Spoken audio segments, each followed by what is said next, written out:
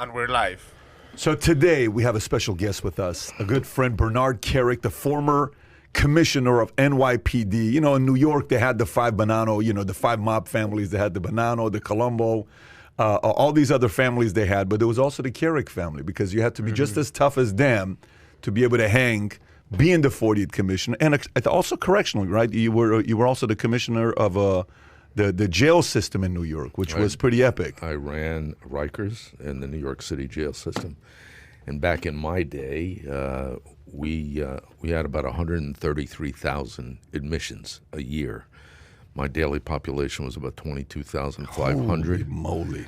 When we took over the system, we averaged about 150 stabbings and slashings per month.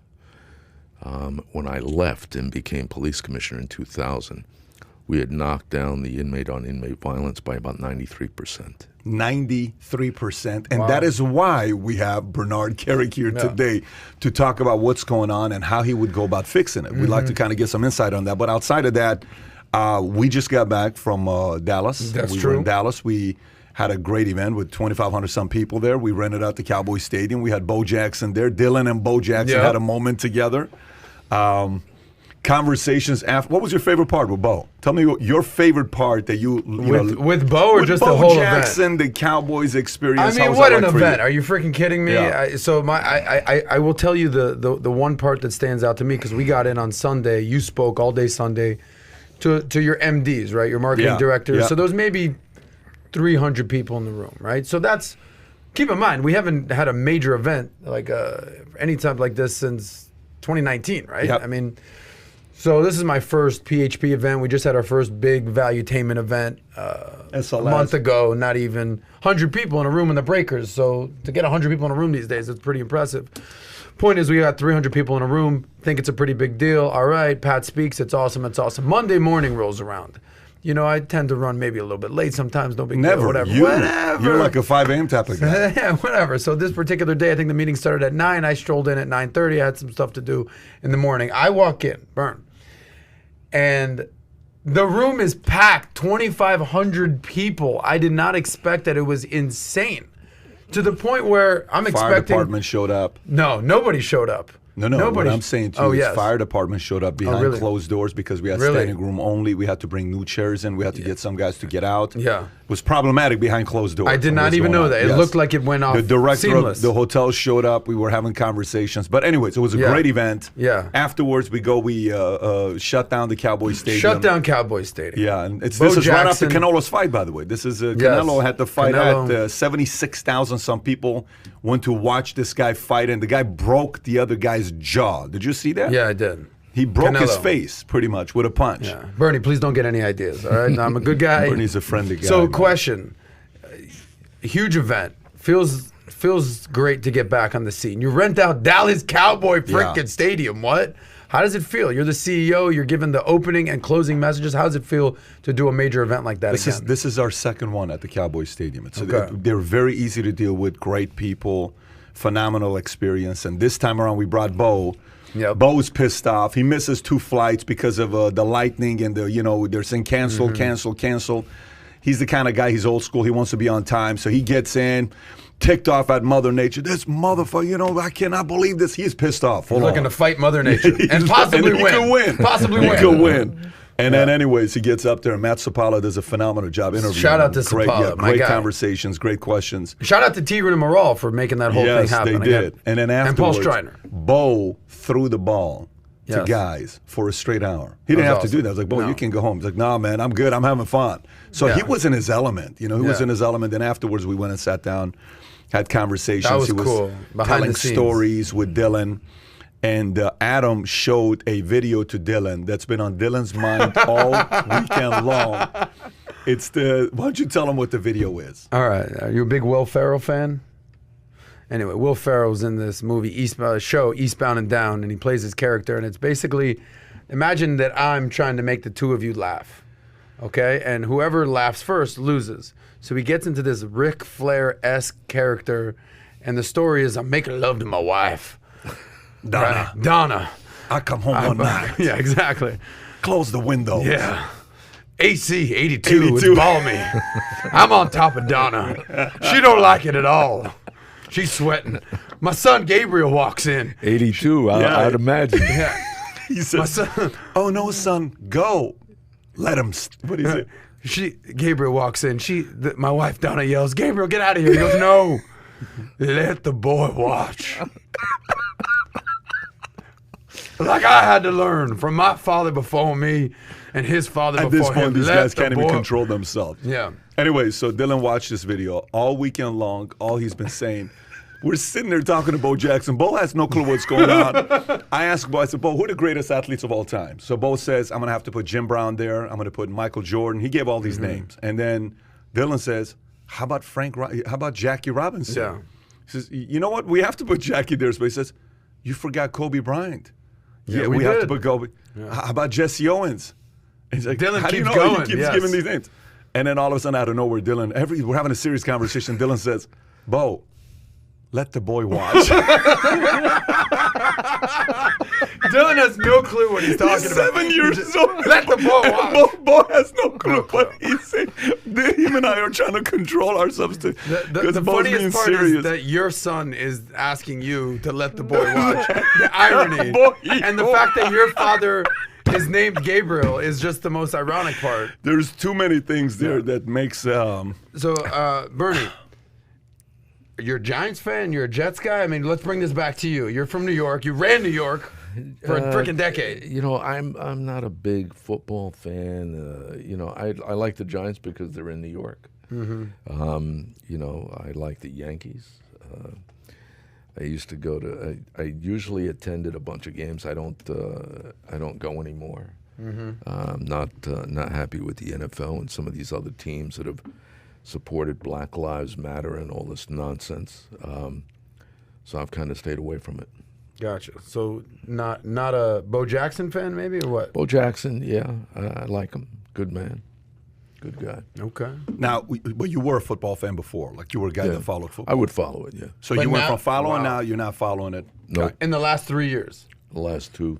Straight. especially So two. you're that fan who says, I was a fan, now I'm not. No. So is it fair Wow. to say if I go to Redcon today at 5 o'clock, hypothetically, and you're there, Kai Greene is there, Aaron is there, you guys are working out, I'm probably not going to see you in a Kaepernick jersey. Is that a fair assessment? No, it's pretty fair to say. That's pretty fair to So say. what did you do with your And Kaepernick you jersey? will not see me working out with Kai Greene and Aaron. Yeah. I'll be by myself. By yourself. Those boys are on their own. Yeah, they're off to the side. I mean, first of all, Kai looks like Aaron's a big guy. Aaron used to. Aaron's a big guy, but Kai is a monster. He's a monster, yeah. So I got to tell you, he went to. I took him to CPAC with me, right?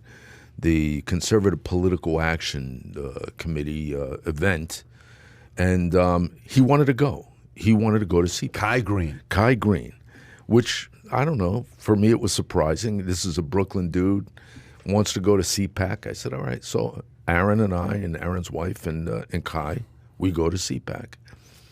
And I know a bunch of these guys that are, former universe, former Olympians. But I've never hung with them like at dinner, at lunch. So we go in this restaurant, and we sit down to have lunch, and Aaron's wife orders like a sandwich, and Aaron orders a cheeseburger, and I order a cheeseburger. And Kai, he says, "Okay, I'll take a cheeseburger." And with those red fries, and a chicken sandwich too, and a big salad, and in another sandwich. This is Kai. And the lady's looking at him, and she goes, "Oh, do we need another seat? Is somebody else coming?" And he goes, "No, That's for me. it's for me." I do 12 lunches. Well, let me see how much he weighs. Off season, this guy is 310 pounds. How tall? He's 5'8". I was going to That's say he's about 5'8". Have This you is seen what- what he looks like? Kai's physique. Let's pull him up. Can you put Kai, a you gotta beat us to the punch He's on got this. your you gotta name, beat us man. to the like punch your, on this guy. So he sits there, and he has this, this lunch for $5 on his own. He sits there. Lunch for 5 for 1. Yeah, look. Yeah, I know Kai he's a Greene. small guy. He's got the beautiful rat tail. He's a small dude. And so we get done with that lunch. Yeah. And we go on to the VIP room in the CPAC Center. And about an hour later, we're in that room, and he's like tooling around the room, and he's looking in the little, they have the hors d'oeuvre things. And I said to Aaron, what's he looking for? He said he's hungry. I said, he's hungry? Yeah. He just ate enough fucking food for about 30 people. Yeah, he's hungry. That's sensible. Again, if let the boy eat. Let the boy eat. That's him. But they do, they have 6-8 meals a day. To maintain that physique and weight, you need it. Well, you're considering doing something like that, you said. No. I'm not working out like that. No. But eating more small meals. Small. They're not eating 6 small meals. These guys are eating 6 cows a day, it was what he's telling you. Is he? Kai, let's get some close-ups on this guy. The bottom line is you can eat, and I went through this in my turmoil. Images, buddy, images. I learned how to eat 6-8 times a day, but it was super small meals. Everybody has these diets, right? They have 100 different diets. Here's the diet, the real diet: protein, vegetables, and fruit. I don't know what the hell you call that. They got names for it. Paleo diet. Yeah, paleo and all these other diets. Caveman. It's all BS. Protein, vegetables, and fruit. If you do that, you do it in small portions, 6 to 8 times a day, you will knock off the weight. You'll be in phenomenal shape. And, that's kind of what I would do. That's not Kai's diet. Kai is trying to maintain 300 pounds. This guy's eating, think about it. I mean, he's eating 4,000 calories per meal. Per meal. Yeah. Times 6 meals a day. But he spends 8 hours a day in the gym. To maintain that physique. Well, he's been doing movies. He took a different route. He went from doing the bodybuilding side to now he no longer competes. He is more doing movies, Hollywood. He took a different route. And have you ever met him? No. You got to get him on a show. I'm telling you, smart guy. Just soft spoken. Does he have strong opinions or no? Pretty strong opinions. But he's a soft spoken guy. Not the nicest man you could meet. His biggest opponent was who? Phil Heath. Him and Phil went at it back and forth. Him right, and Phil, all those top guys. Cutler, those kind of guys. Yeah, you're a good friends with Phil Heath. That's very good friends with Phil Heath. Yeah, and so they went the same era, and I think Kai would go second many times, and Kai, couple times almost could have picked it up. A lot of people who are Kai fans would say, he could have had 1 or 2. The guy had a very nice physique, very nice physique. When you're at that level, it's symmetric. It's a muscle off. The bottom line is all those guys, whether it's Cutler or Coleman or all of them, they're phenomenal athletes. Oh, I mean, you're kidding me? First of all, you're talking about it's the most judgmental sport in the world. It's you against the judges in your little panties, okay? Yeah. Literally, you're wearing panties, okay? And you're sitting there posing, and they're saying his abs. Dude, if Kai Greene comes and sits here, don't talk about panties. Yeah, well, what's up with your panties, Kai? Huh? When you got your panties in a bunch. So, anyways, and he just eats me. He does. He eats a lot. Anyway, so let's get into it. We got a lot of stories to cover. I'm going to cover some of the stories here, and we'll get into it. One is gas prices, which is insane. We may even go into that on what happened with gas prices with this, dark web hackers that came out. They got actually an interesting story on what they're doing. I think it's important to see the connection there with Russia. U.S. job opening hits record high in March. We have a number of states that have ended boosting their unemployment benefits amid hiring concerns. Another article we got about Applebee's aiming to hire 10,000 workers in May with an interview incentive, which is a pretty big deal to see Applebee's wanting to hire 10,000. Amazing incentive program. But that's what's great is the fact that they're hiring 10,000. It's telling you the future looks bright. So anytime you see an Applebee's hiring 10,000, they're trying to say things are about to go back to normal, which is great to hear something like that. Okay, so inflation skyrocketing, record-breaking, I think, April that we had. Last time it went up, this 4.2% was what, in 2008, when they had a spike like this. Analytics suggests 96% of users leave app tracking disabled in iOS 14.5. This is hurting Facebook tremendously because they're allowing people to say, do you want them to have your information? And 96% are saying no. I don't want them to track what I'm doing. Toyota's Q4 profits nearly doubled, beating expectations. SoftBank just shocked its critics by landing the biggest profit in the history of a Japanese company. Judge dismisses NRA bankruptcy case. Colonial pipeline attack tip of an infrastructure risk iceberg. DHS cyber chief says gas stations in the Southeast run out of gas as people panic, buying fuel. New York City violent crime is up. So is the city's police budget, which obviously we'll talk to you about that. New York City prepares for return to government workers. Why New York City's homelessness rates skyrocketed for adults but dropped for families during the pandemic.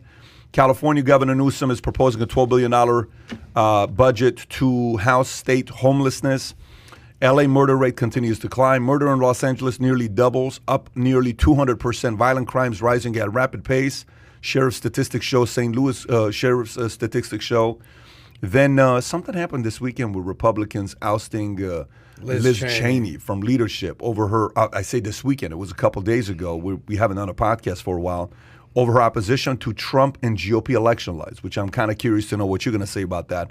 And then we have to talk about Palestine and Israel. Kai, is that story here or no? Is that story here? Which page is it on? 12.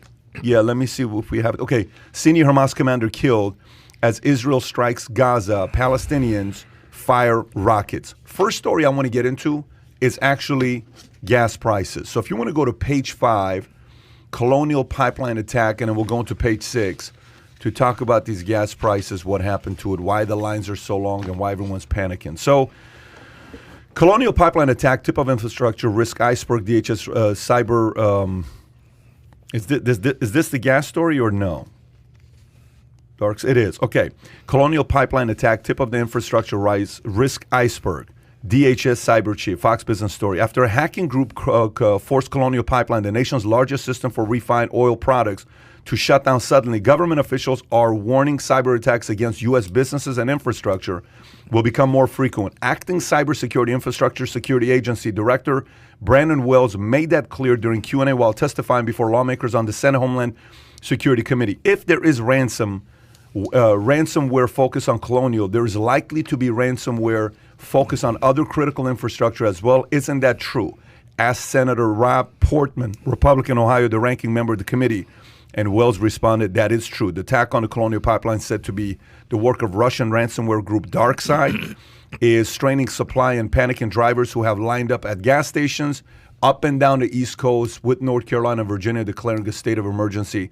And then obviously this has caused the gas stations in Southeast to run out of gas as people panic buying fuel. Gas stations in southern eastern United States face significant outages.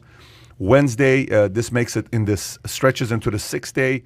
As of 7 a.m. Eastern Standard Time, 24.8% of all gas stations in North Carolina, 15.4% of all gas stations in Georgia, 15% in Virginia are without gasoline. Let me say that one more time. A quarter of all gas stations in Carolina. That's the third largest economy in America. According to the city, it's a big number right there when you're looking at that. According to GasBuddy, as an app track fuel demand, the supply chain appears to be much worse in metropolitan cities. GasBuddy reported outages impacting 71% of stations in Metro Charlotte, nearly 60% in Atlanta, 72% in Raleigh, 73% in Pensacola. Anyways, I can give you a bunch of stats. What are your thoughts on what's going on with this? Well, you want to start with this? No, go ahead. Okay, well, there's two different stories here. There's the actual cyber attack on Colonial Pipeline. I think it's important to point out that sort of a big Miami journalist type guy made a major announcement. He's like, people in South Florida, don't worry about this. We do not get our gas from Colonial Pipeline. We actually get shipments from the ports. So this is not affecting South Florida. So for local people, we're like, all right, cool. But there's, I guess, two stories going on here. Number one, the cyber warfare. I mean, you could probably speak about warfare way better than I, but warfare is now turning cyber. And this is a major concern. I think it was Ted Koppel that I spoke with a few years ago. at a big NALBA event, and it was kind of 2016 when Trump was talking about the wall and all that, and it was hoopla and hoopla. He goes, look, the biggest issue we should all be thinking about is cyber warfare, and obviously after COVID, whatever you would call pandemic warfare, but also the electrical grid. Like, imagine if they can take out the electrical grid, that'd be absurd. So, but the good news is, this has been rectified. Everything is kind of getting back to normal. And then back to, that's sort of a macro level. Then from a micro perspective, Kai, if you want to pull up the picture that I just sent you, this reminds me, it's to use the metaphor from COVID, people freaking out buying toilet paper. I got to get toilet paper. I'm hoarding toilet paper. It's ridiculous. I need the toilet paper. And it's like, why did we all need all that toilet paper during COVID? I had COVID. I wasn't going to the bathroom more than usual. So here's an example that I saw online. This couple is filling up a SUV full of gas. This is classic. With the kids probably sitting in the back right there, smelling all of that. The guy's 300 pounds. He should probably just take a walk for a second. But rather than driving the SUV, that's just me. I got personal. I'm sorry, buddy. I take that back. The wives' calves look like Bo Jackson's. That's just me again. Legit. But this is what's going on. This is, people overreact. They rush to judgment. Listen, all night last night, if you ride up and down the highway, you'll see lines. You would have seen lines all night last night. They don't really have a problem here, but people panic, just like the toilet paper. And I really never figured out what the toilet paper had to do with the COVID stuff. Like, toilet paper? I don't know. Nobody got diarrhea from COVID. Nah, that was not a symptom. No. It was not a symptom. I still can't smell 6 months later, but I've been able to, bathrooms is pretty normal. Not a bad problem. Yeah. So, the toilet paper was an issue, just like the gas. People panic. They panic, and it's usually out of ignorance. The problem we have, out of all the things that you mentioned, the grid issues, the electrical grid, the water basins, are they problematic? Could they be? Yeah, they could be. But the bottom line is, cyber is probably one of the deadliest threats we face today as a national security risk, because you have Russia, you have China, you have El Salvador, Iran, North Korea. These are all, they all have their elements out there that are trying to attack the U.S. without doing it publicly. And how do you do that? You get into the banking systems. You get into systems like this. They could do a lot of damage, and that's what we have to worry about. And here's what's interesting. Kai, can you pull up that tweet that I sent you? This is pretty insane to be thinking about how ridiculous this is getting. Here's U.S. Consumer Product Safety Commission. Do not fill plastic bags with gasoline. Yeah. Plastic bags. Plastic bags with gasoline. What do you mean? Do you even have to tweet about the fact that the only reason they're tweeting that is why? Because someone's Dude, maybe they think it's a water balloon or something. Hey, let me go fill up plastic. How do you even fill up plastic bags? This is what irrational actors are thinking about when they hear that there's a gas shortage and they don't own one of the big red buckets because homeboy over there just bought 10,000 of them and put them in his truck, and now your only option is, I got to go fill up a garbage bag versus gasoline, and you're freaking out. Like you said, they're uninformed and they're just acting. So here's what we have to realize. This is the largest U.S. pipeline, number one. Largest U.S. fuel pipeline, okay? Dark side hackers took 100 gigabyte of data they stole, okay? They have a double extortion scheme. There's a ransom they want here in return. If you go look up who dark side hackers are, they operate on the dark web. It's not political. They flat out tell you, we are not political. We don't lean on the left or the right or anywhere. We simply just want money. On their website, they tell you which companies they've attacked, which companies they've hacked, what they've gotten on their website, clearly. And they say they have a very value-based principle. They don't go after funeral homes. They don't go after insurance company. They don't go after companies that take care of elderly. They're such... Oh, what nice people. The principal. What nice the principal thieves. Principal thieves. Principle-based hackers. And Biden came out and said, look, this has nothing to do with Russia. meaning the government. It has something to do with the people that are hacking are from Russia, but we don't know if they're linked to Russia or not. Obviously, gas prices went up the highest in 7 years. But if you really think about it, here's what you got to be thinking about. So go and think about what COVID did to us for 12 months.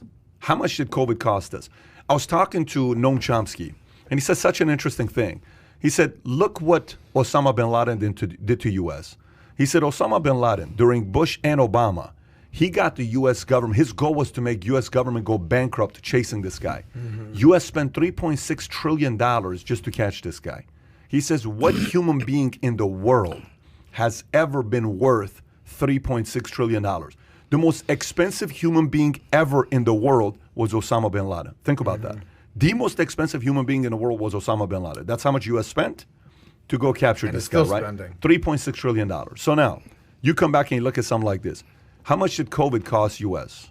How much did COVID cost? $5 trillion plus. So far, in excess of $5. In excess I'd of $5 trillion. To $6. Okay, $5 to $6 trillion. Forget about the printing money, all this stuff. $5 to $6 trillion, right?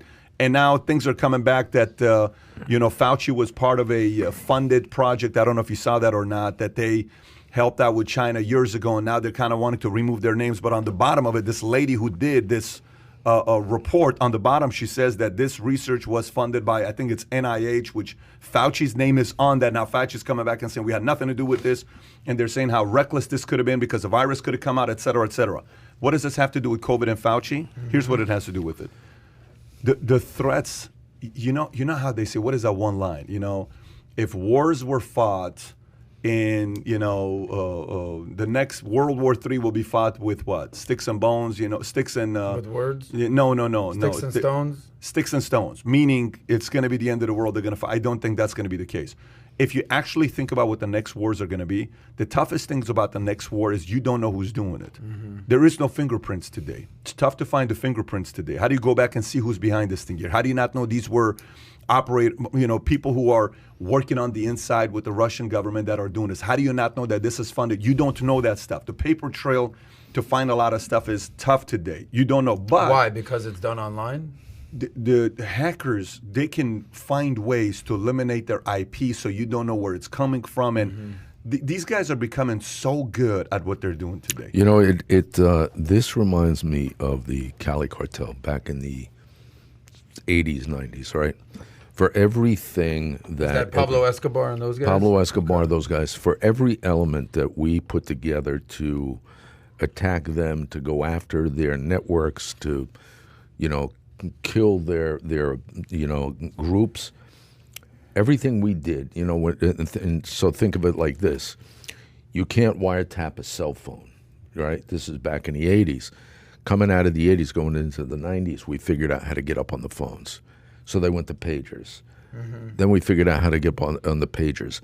They take one step, we have to follow it up with 2 or 3 to catch up. How long does that take to catch up, by the way? It depends on what it is, but it takes a while. Okay. It's not immediate. They're thinking, the criminal element is this, they're constantly thinking of ways to circumvent the law, circumvent law enforcement. And every time they do that, we have to come up with a way to combat it. In this stuff is like Star Wars, realistically. And today, there are kids out there, 15-year-old kids, that are in high schools, that in my town, for example, in Bergen County, New Jersey, there are kids in high schools that, get visits from the FBI and the Secret Service because they just happen to tap into, Michelle Obama's bank account. Just for shits and giggles, buddy. Just to tell their friends, look what I did. Just to play, they're playing a game. Yep. They're playing a game. But that's the intelligence level of some of these kids today. And what happens? Then they go into the private sectors. They go into government sectors. They go into criminal sectors. And they go out there and do this stuff. So the genius of our younger generation when it comes to this is incredible. And it's frightening. Who's more creative? CIA, FBI, DEA, or criminals? Who is more creative? The criminals are more creative because they're there first. They get there first, right? So they have to be creative. They already know what we have the ability to do. Yeah. So they have to get creative to circumvent that. But I will tell you this. When the FBI has a problem or the CIA has a problem, they can't really figure it out, who do they go to? Boom. They go to the criminals, right? They get their informants. They get their sources. They bring in people that can get the job done. And sometimes it's like in the classic movie Catch Me If You Can, Frank Abagnale. That's I mean, the exactly guy. what I was thinking about. All right, we can't figure this guy out. Let's bring him in. Get him. Right. Let's go get him. And now he's like one of the more outspoken people out there talking about money laundering and washing money and not using debit cards and credit cards. Roosevelt went to Joseph Kennedy, because he's like, listen, man, the way you can manipulate the stock market, I have to find out what you're doing to find the next criminals. Yeah. Right. And that's how the whole SEC got started back in the days. They have to find out how would you manipulate the market today? How would you mess with the market today? But these hackers, they're not driven by the same things that others are driven by. They're not driven by money. They're driven by, Some are driven by money. It's not all of them, though. But not all of them. Yeah, some of them are driven by revenge. They're driven by, you said, what did you say? Watch what I'm going to do. Or it's a game. You don't think I can do this? I'll show you. Exactly. It's a game. It's political. It's revenge. It's, it's financial. At least these dark side guys, whoever these guys are, they're flat out saying, look, man, we're just great at what we do. We want money. That's all we care about. You give us at money. least they're being full disclosure. Sure. It's a very one-dimensional relationship. We're very good at what we do. We're going to make your life a living hell. Just give us the money. We'll leave you alone. So it's crazy what these young kids could do. I think it was like a 15-year-old kid that hacked into Twitter or something like that and started tweeting under Jack Dorsey or whatever the ridiculous story was like that. You know what's scary is you look at some of the dark side hackers. Who are they hacking? They're hacking police departments. Mm-hmm. They're hacking police departments. They're hacking government agencies. They're going to police departments and saying, what's their outcome? Money. They want paid. We're gonna shut down your city's ability to get payments for city electric, utilities. We're gonna shut that down. We want $100,000 in Bitcoin. And we want it by 12 p.m. today.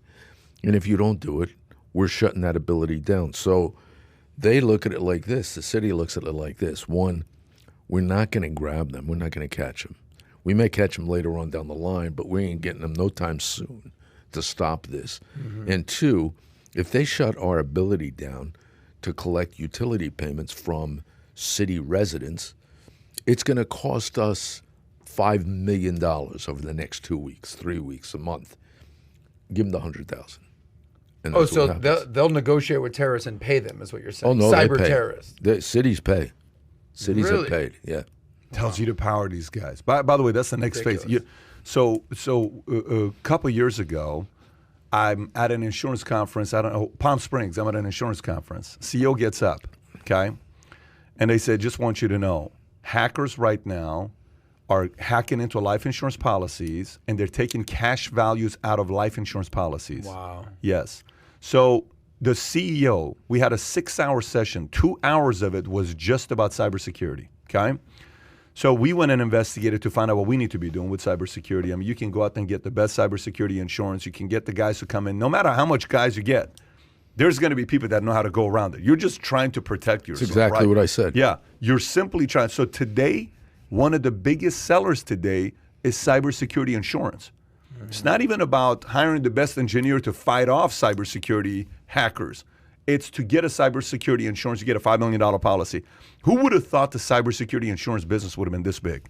You're literally buying insurance against a cyber attack. And that's what a lot of businesses are doing today. It's probably worth it to have It's a very good business. I'm telling you right now, I think the insurance industry with cybersecurity, I think that's going to be one of the best businesses next 20 years. You know They're why? not going because away. You've got, if you don't have a mechanism to stop them, say they have your client list in some capacity, right? A major corporation, say they have your client list. They're going to abolish your client list. They're going to disintegrate your files. They're going to do all this stuff. They want to have $1 million. So you're going to lose your client list. You're going to lose your data. You're going to lose everything that was in your servers, your systems, unless you pay. you're going to pay. How do you pay? Through the insurance company. Wow.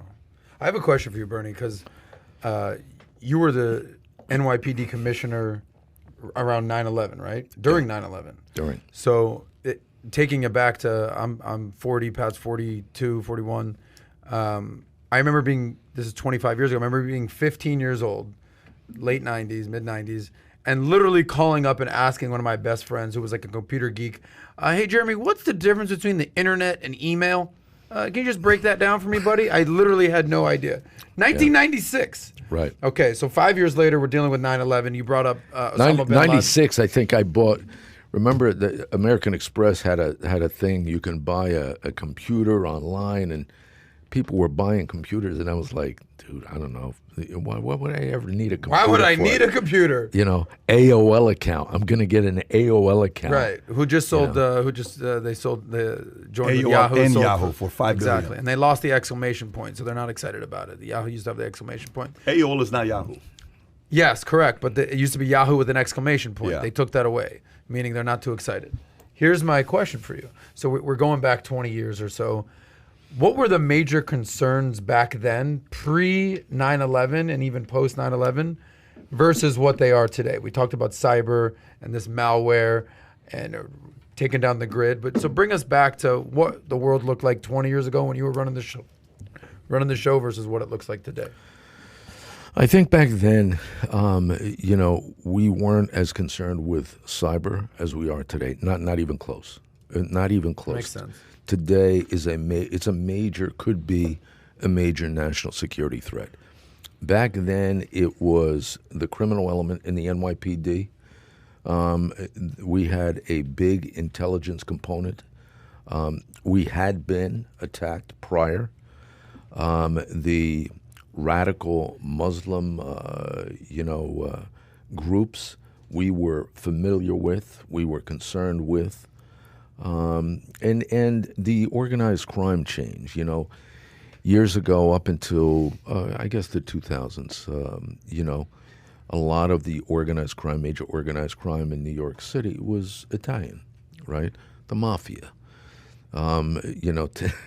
Today when the FBI says, they've hit the mafia, they're taking out a substantial organized crime mafia group. The guy's 90 years old. He's coming out of his fucking house in a bathrobe. Come on. Like, really, dude. You know what I mean? It's amazing. Please continue. We got him, guys. Yeah. We got him in his walker. Hey, Tony. What do you guys want from me? In his walker, they're getting him out to the car. Today it's the Russians. Today it's the Chinese. Things like that. Those organized crime groups are serious concerns. Terrorism, a serious concern in New York City, only because we've been through it.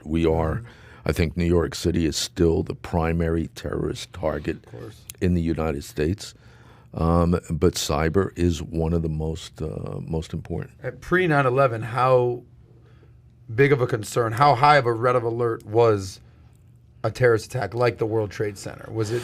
Well, it was high, and there were things we were always concerned with. Keep in mind, the mass transit system. We have, Subways, 5 million people that go through the mass transit system on a daily basis in New York City. You drop, some chemical agents in the subway system at 5 o'clock at Grand Central Station. Holy shit. You've got a major problem. So these were always concerns of ours. In the aftermath of the attack on the morning of September 11th, after the planes hit the buildings, we shut down the mass transit system. We evacuated the other buildings in New York City, that had major height on them, worried about incoming planes, worried about, the third planes, fourth planes. We didn't know how many planes were out there. But we also shut down the mass transit system, got everybody out of the subway system, because I didn't know if there were more attacks planned. I didn't know if there was something going to happen on the ground. A coordinated attack like this, you don't know what they did. You only know what you're getting at the time. What did they have planned? Did they have coordinated attacks planned on the ground? Shore up the synagogues, shore up the churches, the government buildings, the mass transit. These are all things that we had to worry about at the time. And you were with Giuliani, right? You were escorting Giuliani around because there's what's the whole story with you and Mayor Giuliani during 9/11? Well, when the first plane hit Tower 1, I was actually in my office. Giuliani was uptown. He was at a breakfast, and I was in my office, and my chief of staff and one of my security guys came in banging on the door that a plane had just hit Tower 1. And I thought they were a little overly excited because I thought that plane would be a small Cessna or one of these small aircraft. You did not think it was a terrorist attack? No. The morning of No, 9/11. I thought, you know what I thought it was? I thought it was one of these small planes that fly up and down the Hudson River. Yeah. The helicopters, a small aircraft, you know, taking people in and out of lower Manhattan. And then all of a sudden I looked up I had a TV in my office above a treadmill in the back of my office. And I could see the damage to the building. And I walked out to my phone at my desk. I called the mayor, and he said, I'm on the way downtown. I'll meet you at 7 World Trade. That was where the emergency command center was for the city. Mm-hmm. So I got dressed, because I was standing there taking a shave when this happened. I got dressed, and I was down to the entrance of Vesey Street probably within 7 or 8 minutes. Got down to the corner, came down West Broadway, went to turn on the Vesey, and there were cops there. And a sergeant came up to my vehicle, saw me in the backseat. I had my window down, saluted me, and said, boss, you can't get onto the block. They're jumping. And I didn't know what he meant. From the building. Yeah. I got out of the vehicle, walked to the corner of Vesey, and I could see there's debris coming off the building, and then it's, within seconds, I realized that the debris that I saw coming off the building wasn't really debris, it was people, and they were coming down 2 or 3 at a time. So we backed the vehicles up West Broadway to Barclay, waiting for the mayor. In about 3 minutes before he arrived, the second plane blew through the north side of the tower. So when you see that big orange fireball blow out the north side of Trade Center 2, I was standing under that fireball, and we were looking up, and I didn't know at the time what that was because I didn't see that plane. That plane came in from the southern end of Manhattan, and then I could hear the aviation pilots, our pilots, the helicopter pilots in the NYPD, yelling that a second aircraft had just hit Tower 2. So it was at that moment that I realized that we were under attack. We didn't know anything about D.C., didn't know anything about the Pentagon, hadn't happened yet. Pennsylvania, nothing about that yet. None of that stuff. That was another half hour behind us. The mayor got there in about 3 minutes. We looked at the front of the building. The mayor wanted to go down to West Street. We literally walked to West Street over by the financial center, looked at the damage to Tower 1 and 2 from that side of the street. And then I brought him back to exactly where we picked him up at Barclay and West Broadway so he could call the White House. He wanted to call the White House. He wanted to call President Bush and ask for air support. And we were in that office with the mayor and my executive staff, some of the deputy mayors, when Tower 2 imploded. And it was only about 100 yards from us. So you were there. So basically it imploded on top of us. Pretty, I mean, everybody remembers where they were at with 9/11. Everybody remembers where they were at with 9/11. What I want to do is, I want us to talk about, some of the numbers came up here about New York and the crime rate, what's going on over there. I want you to kind of give us what a day, because I know even right now your son's a cop in Jersey. Right. And he's been one for a while. And I want people to know what is the difference between being a cop today after the whole defunding police, after the whole campaign of, the way cops are being painted right now. If a story comes out that favors cops being bad, they'll highlight it all over the place. If a story comes out with the cops doing the right thing, it may get shared in a couple places, but they're not going to share it. So it's only the bad part that they're shown with cops. Right. What is the difference between being a cop in the 80s, 90s, versus being a cop in 2021, 2020? I think the biggest difference is the the public image of policing has changed, and because of this radical left-wing movement, what I think is a pretty substantial push for socialism in the country.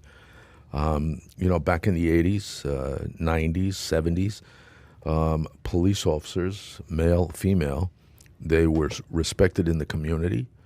In your classrooms, your children were taught, cops are the good guys.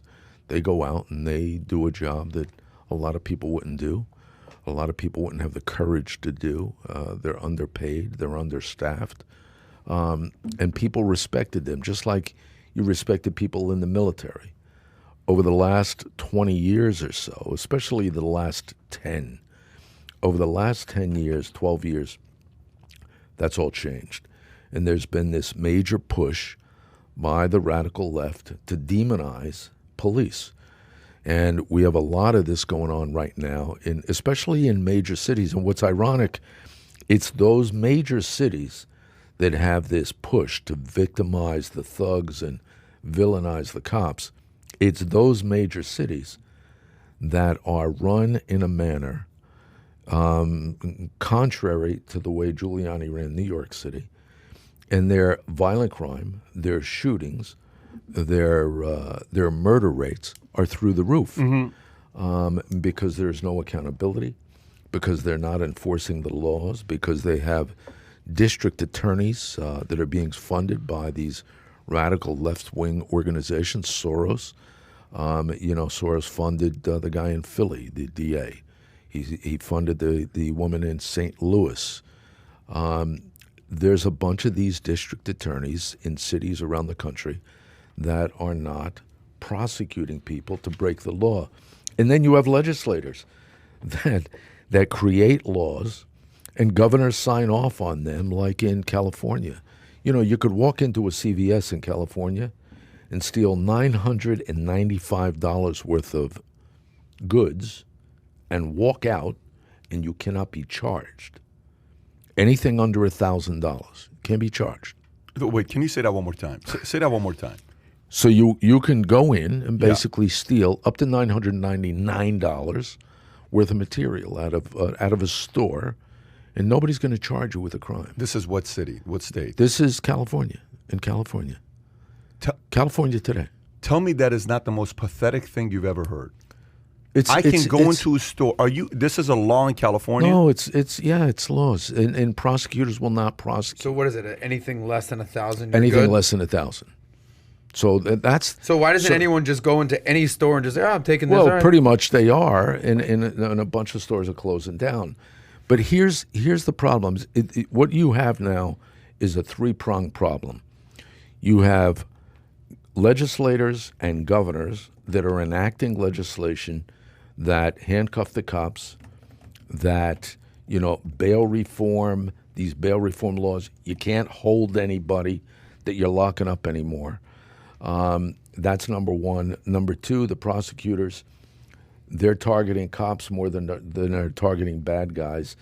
And I think the third thing is handcuffing the cops in general, where you have, like, for example, in New York City, you have the mayor of New York City, who's basically, during the riots last summer, told the cops, take a light touch.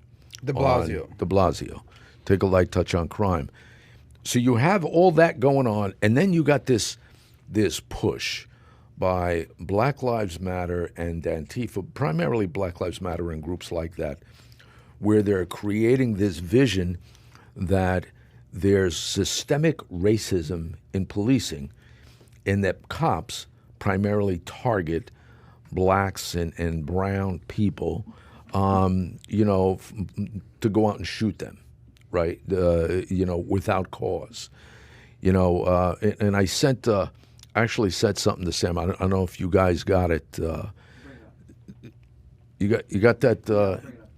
Yeah, they're going to bring up something I want to show you, because these are real numbers, okay? Real numbers that are going on right now. These are numbers I'm going to show you for 2020. Okay.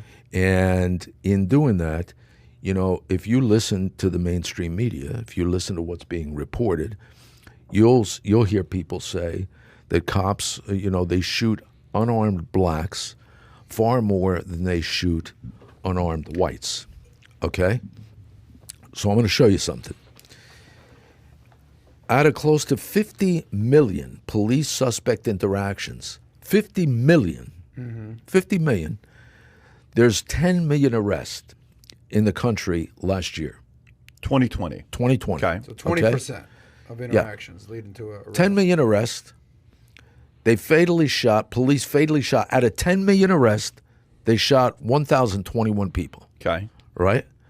Out of that number, fatally shot, 983 were male, 38 female. 457 were white, 243 were black, 170 Latino, 151 other. But here's the interesting number, especially given what you hear in the media. Unarmed suspects, unarmed, 24 white, 18 black, 8 Hispanic, 5 other. The percentage... This stat is coming from where? This is coming from... So the arrest numbers are coming from the FBI. Okay. Those fatally shot numbers, they're coming from the Washington Post, which keeps a major... From the Washington Post. That's right. They keep a major database on fatality shootings dating back to 2015. Okay? Washington Post is not friends of the cops. No, they're not. They're on the left, yes. Okay. Those are the numbers. The chances of you being shot as a black male today, unarmed, based on last year's numbers, is 0.00018. Really? That's systemic? That's systemic racism? Come on. And here's the bottom line. Cops don't go to communities based on race. They go to communities based on crime. What they do is they take a map of a city. They put a map of a city on a computer like this. They pin map where that crime is happening. The dispatching of the police resources, the funding, everything is focused on where the crime is. There's nothing on there that says what color you are in the community. There's nothing on there that says what religion you are, where you come from, whether you're a citizen or not. Nothing. It's strictly based on crime. So when you look at that big crime map, this is where the crime is, that's where the cops are going. And unfortunately, you have cities today like Atlanta, Baltimore, Minneapolis, Chicago, New York City. Every single one of those cities are run by a Democrat. They're run by a Democrat, and every single one of them are facing the same issues. The highest violent crime, highest murder rates, highest shooting rates. And there's, between the laws, between the prosecutors, and handcuffing the cops, those numbers are going to continue. Okay. Do you have questions on that? I do. I got some stats I want to cover. Go. I do have some questions on this. If you have questions, go on the questions. Well, I do. And this is, I've seen your interview that you did with Vice, which was very powerful. Right. Right? And have you seen that, Pat? No, I have not. Okay, really powerful. So, this is specifically talked about unarmed shootings, right? But you've been actually, so I'm almost, this is a question, but it's also kind of singing your praises, but also maybe just kind of trying to understand the logic here. You're basically saying that there's not systemic racism in the police force, especially when it's concerned with unarmed shootings. Right. Right? Or violence. Okay. Violence. According to your Vice interview, you were very outspoken that there definitely needs to be prison reform. Right. And the steps that are, and you were actually vocal about how blacks were in the system sort of targeted judicially unfairly. So here's the problem in this. Not only am I an advocate under President Trump, he signed the First Step Act. I was pretty instrumental in getting that passed. I was actually in the Oval Office with him when he signed the bill, and that was to basically create incentives, good time incentives for inmates in federal prison, so they would get out sooner without keeping them locked away forever and a bunch of other things. But to go to your question, here's my problem with the system. You take areas like, let's take Baltimore, for example. Mm-hmm. The DEA goes in and they do these stings, right, where they're going to lock up really bad guys. Guys are engaged in violence. Guys are bad guys. I have no problem with going after the bad guys, the really bad guys, if they're authentically, the villains, right? But when you have young kids today, 18, 19, 17 years old, they go out there buying dime bags of cocaine, right? Mm-hmm. And they get caught up in these conspiracies with these other bad guys. Well, guess what? They get charged with the same amount of weight that the bad guy did. If the guy's doing 2 kilos a week and you went out and bought 3 dime bags in a week and they saw you and they witnessed it and they collared you for those 3 buys, you get charged with the 2 kilos. How's that even possible? Well, that's like the law. What's the logic in that? Like if there you're is no logic. Okay. There is no logic, right. And that's my argument. So what you do is you then take that young kid who had no prior record, you lock him up, and you basically say, look, you're looking at life. Because that 2 kilos, that gets you life. You're looking at life. Take a plea for 10 years. And your defense lawyer, most of them are, provided by the courts. He says, you got to take the deal. Take the deal, you'll be fine. 10 years, you're not doing life 10 years. You're 18, you'll be out when you're 28. You'll be out when you're 26. Just take the deal. Okay, great. You sign a plea for 10 years, okay? You do 8, okay? You had no criminal record. You had no criminal background. You're not a bad kid. But guess what we did? We took you and we put you into a system that's full of monsters, right? Yeah. What is prison? Prison is a training ground for thuggery, criminality. You learn how to steal, cheat, lie, manipulate. It's like business school for thugs. It's a business school for thugs and violence, right? You need to survive. You need to learn how to fight. You get into a verbal altercation, and, the end of that is usually somebody getting knifed, pummeled, cut. That's the bottom line. That's what we did. We took that 18-year-old kid who had no violence, no problems. We put him into the system, and then at 26, we sent him home. And legislators in Washington have sat around in circle jerks for the past 30 years. They can't figure out why the recidivism rate isn't dropping. What's this word, recidivism? Going back to jail. Okay, yeah, right. Gotcha. So the recidivism rate isn't dropping because these guys have no choice but to revert to crime. They come out after 26 years, and I had kids in prison that I was teaching classes to, and I would say, you got to get your GED. You gotta try to get some college when you get out. And they would look at me and they'd say, Commish, I'm black, I'm a convicted felon. I'm not going to be able to get a job.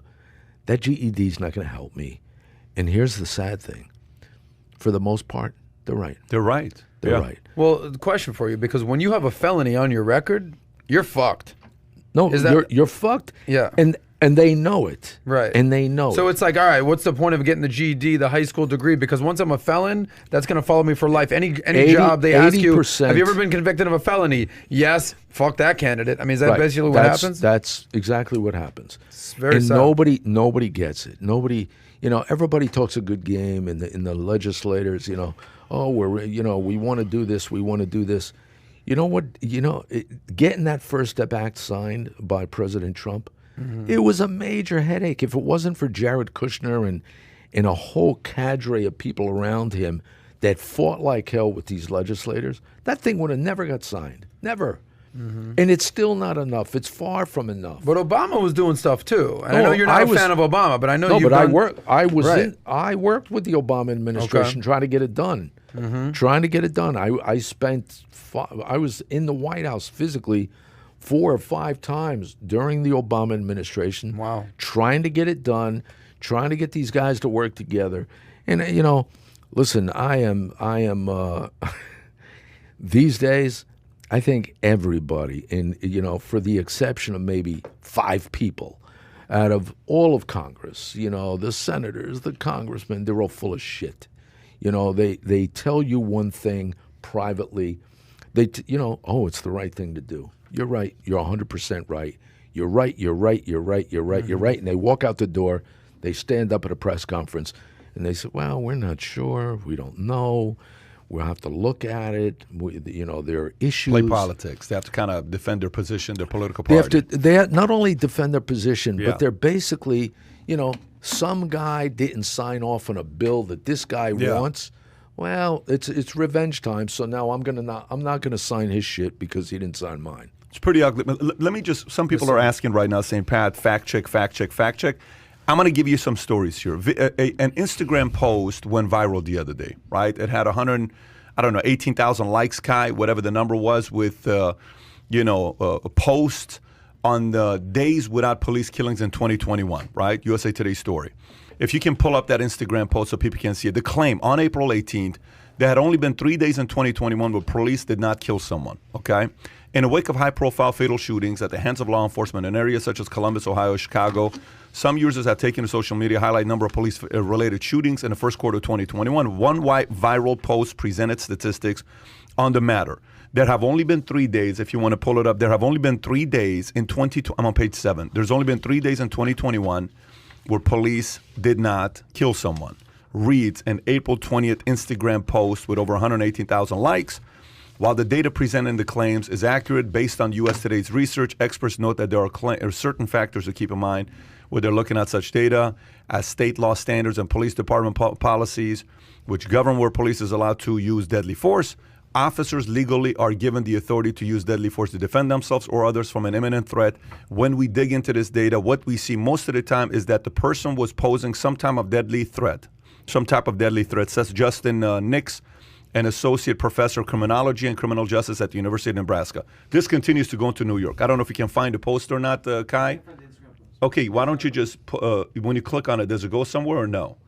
When it says Instagram post, click on that. There you go. That's the dates, okay?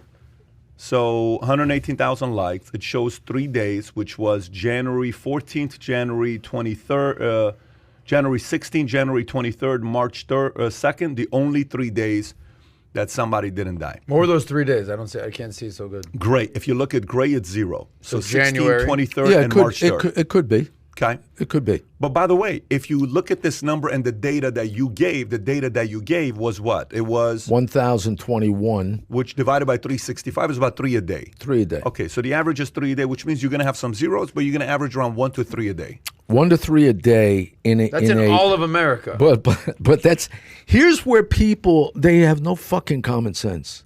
Think of the numbers, okay? 10 million arrests. Annually. That's people that 2020. That's physically people that are arrested, okay? Mm-hmm. To get to that number, you're going to have 5 to 10 times the interactions. You don't arrest everybody you stop, right? So you have 5 to 10 interactions per arrest, okay? So between 50 million interactions, you have 10 million arrests, you have 1,021 people fatally shot, okay? That's 2 or 3 a day in 50 states, and there's 850,000 police officers. That is far from systemic. But people don't get it. You're saying it's a spin job. It's a big spin job. This is data. You live in a world where it's all about data. It's all about data, right? Yeah. This is the data king right here. Yeah, no, he is the data king. So when you look at stuff like this, you have to look at it realistically, not through the scope of some right wing or left wing lunatic. The bottom line is, look at the data. You can't hide dead bodies. You can't. You cannot hide dead bodies. You cannot hide. I mean, it's not tough to come up with a statistic of how many times the police has had an interaction with somebody. That's an easy data to pull nowadays, and how many times it's led to an arrest. 50 million to 10 million, that's 20%. By the way, I went online while he's giving me the numbers. I'm doing my own research. So if you're listening to this, you ought to be doing the same thing as well. The Washington Post article I found, you can easily find the article because some people are saying, give me the link, go online, type in the numbers, you'll find it. Matter of fact, Kai, why don't you share the article so they can find as well? I want to continue. with this, okay? Because this obviously got a lot of interaction. This got a lot of people to be talking about it. Can you go to Change's Instagram? I want to know, go to Change, click on that right there. Yeah, go to it. So Change is sustainable fabrics, fair trade production, carbon neutral clothing. Okay, so we already know where what they stand. Be critical of right-wing government in Israel. Okay, we know where they stand. So let me read this other article that this is a New York Post article about New York. Data proves it. Pandemic is no excuse for New York City's rising tide of violent crime. Earlier this month, 4 New Yorkers were shot dead in 4 incidents with 24 hours, followed by a triple shooting in Times Square. This is a 1980s level crime, and the city is getting used to it with alarming alerts. Alarcity. No, it's not alarcity. Alacrity. Alacrity. Mayor Bill de Blasio answer to this is that there's not much we can do. Our entire lives were turned upside down, a global pandemic and a perfect storm, he says. So he hasn't acted with much urgency as the murder rate rose 47% last year to a total of 468 people killed, and has risen this year so far by 17%. This is just New York, is what we're talking about. The rest of the world is demonstrating the obvious. Murders and other crimes should be down during a pandemic, right? Look at the statistics here. So folks, if you're listening to this, New York is up, the rest of the world is down. In London, the murder rate fell 16% during the pandemic. In Italy, it dropped by 14%. In Japan, it dropped by 10%. In France, it dropped by 2%. And even in Mexico, it dropped by 0.5%. So what is wrong with us? Not just New York, but the country as a whole, with urban murder rates up 30% last year. One answer is that compared to Europe and Japan, we have more guns. That's been a crisis for decades, yet it isn't new. What is new in New York and the rest of the country is that we have effectively halted all preventative policing. We have also effectively stopped all incarceration of suspects in criminals short of murder. So what do you have to say to this article by New York Post? What did it say? 478 homicides 468. 468 last year. 460. Up by 47%. Okay. So let me give you a number. In 1993, there were 2,200 murders in New York City. 2,200 in 1993, okay? There was no fucking pandemic. This ain't about a pandemic. This is about thugs being victimized. This is about an administration, de Blasio's administration, that has handcuffed the cops. He took $1 billion out of their budget. He took 600 plainclothes anti-crime cops off the streets. When you work in plainclothes, and I worked plainclothes as a cop, okay? I'm not talking about narcotics. If you're in a plainclothes unit in New York City, your whole... Can you explain what a plainclothes is to folks who don't know? What's plainclothes? All right, let me give you an example. Times Square, okay, where we first met. The first time I ever met you was in Times Square. Yep. Taxis, yellow cabs. Everybody sees a yellow cab in Times Square. Well, let me tell you an old trick. I'll give you some old trivia. If you see a cab and the number on the cab in the middle letter was an R, and the last 2 numbers were the same, right, on that cab, the 3 people that's riding in that cab, usually there'll be a driver and 2 people in the back seat, those are cops, okay? They're in plain clothes, they're in yellow cabs, or they're in plain clothes, they're in unmarked cars. When you say plain clothes, they're dressed like you. They're dressed like a normal me. Guy. Usually it's jeans, sneakers, a vest, you know, a jacket, whatever the case may be. They blend in, they look like anybody else, may have a beard, not beard, whatever. Bottom line, here's their job. Their whole function in life is to look for guns and respond to what we call hot jobs. Robbery in progress, shooting in progress, shots fired, so, you know, somebody getting stabbed, whatever the case may be. Their job is violence. That's all their job is. Bill de Blasio took 600 of them, all the plainclothes units in New York City, took them off the street. 600 of them. Why would he do something like that? He put them back in uniform. Why? What's the methodology? He said they were a threat to the communities. In what way? I don't know. I don't. What's the speculation, though? Even the speculation. What is the speculation? Why my he did speculation is he's a moron. That's my speculation. Very deep. Okay. He's got to have some justification for. I don't care. He's got to look at stats. I don't care what his stats is. I don't care. I don't know. I'm asking. Well, because it's like it's almost like it's not fair. People should know you're a cop. You shouldn't be hiding like you're not a cop. Maybe that's what it is, like transparency. Look, that's the whole point of being undercover and being plain so clothes, right? here's the bottom line. He takes $1 billion out of the budget. He takes 600 cops out of the streets, plainclothes unit cops. Their whole function in life is to look for guns, takes them out, and basically opens up Rikers, lets people off Rikers, institutes these laws with the city council and the governor where they're not going to, all the things that Pat just talked about, right?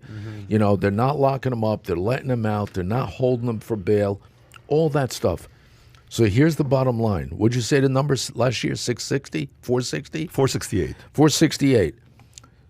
2,200 in 1993, okay? Between 1993, I left office in 2002, January 2002. We dropped that homicide number from 2,200. I walked out of office, I think my number was 671. Under Mayor Bloomberg, we got it down to 371, 370, something like that.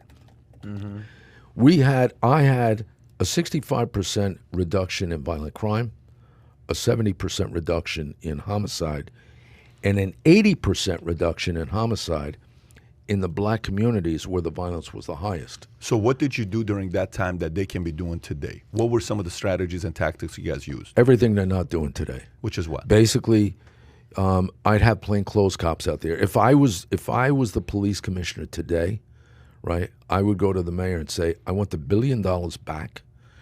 I want 2 new classes of 2,000 each in class. I want 4,000 more cops than you have. I had 55,000 people that work for me in the NYPD. 41,000 of those were uniformed. Today, I think they're around 36,000. Why? You have a bigger population in New York City today than you did 20 years ago. Right. Why do they have less cops working today? That's crazy. And keep this in mind. Here's what people in all those cities I mentioned earlier, whether it's Atlanta, Baltimore, these are gorgeous. Some of these are gorgeous cities, right? Nobody wants to live, visit, work, or go to school in a place where they're not safe. Nobody wants to move into a neighborhood where they got to put their kids to bed in bathtubs to protect them from gun violence. That's the bottom line.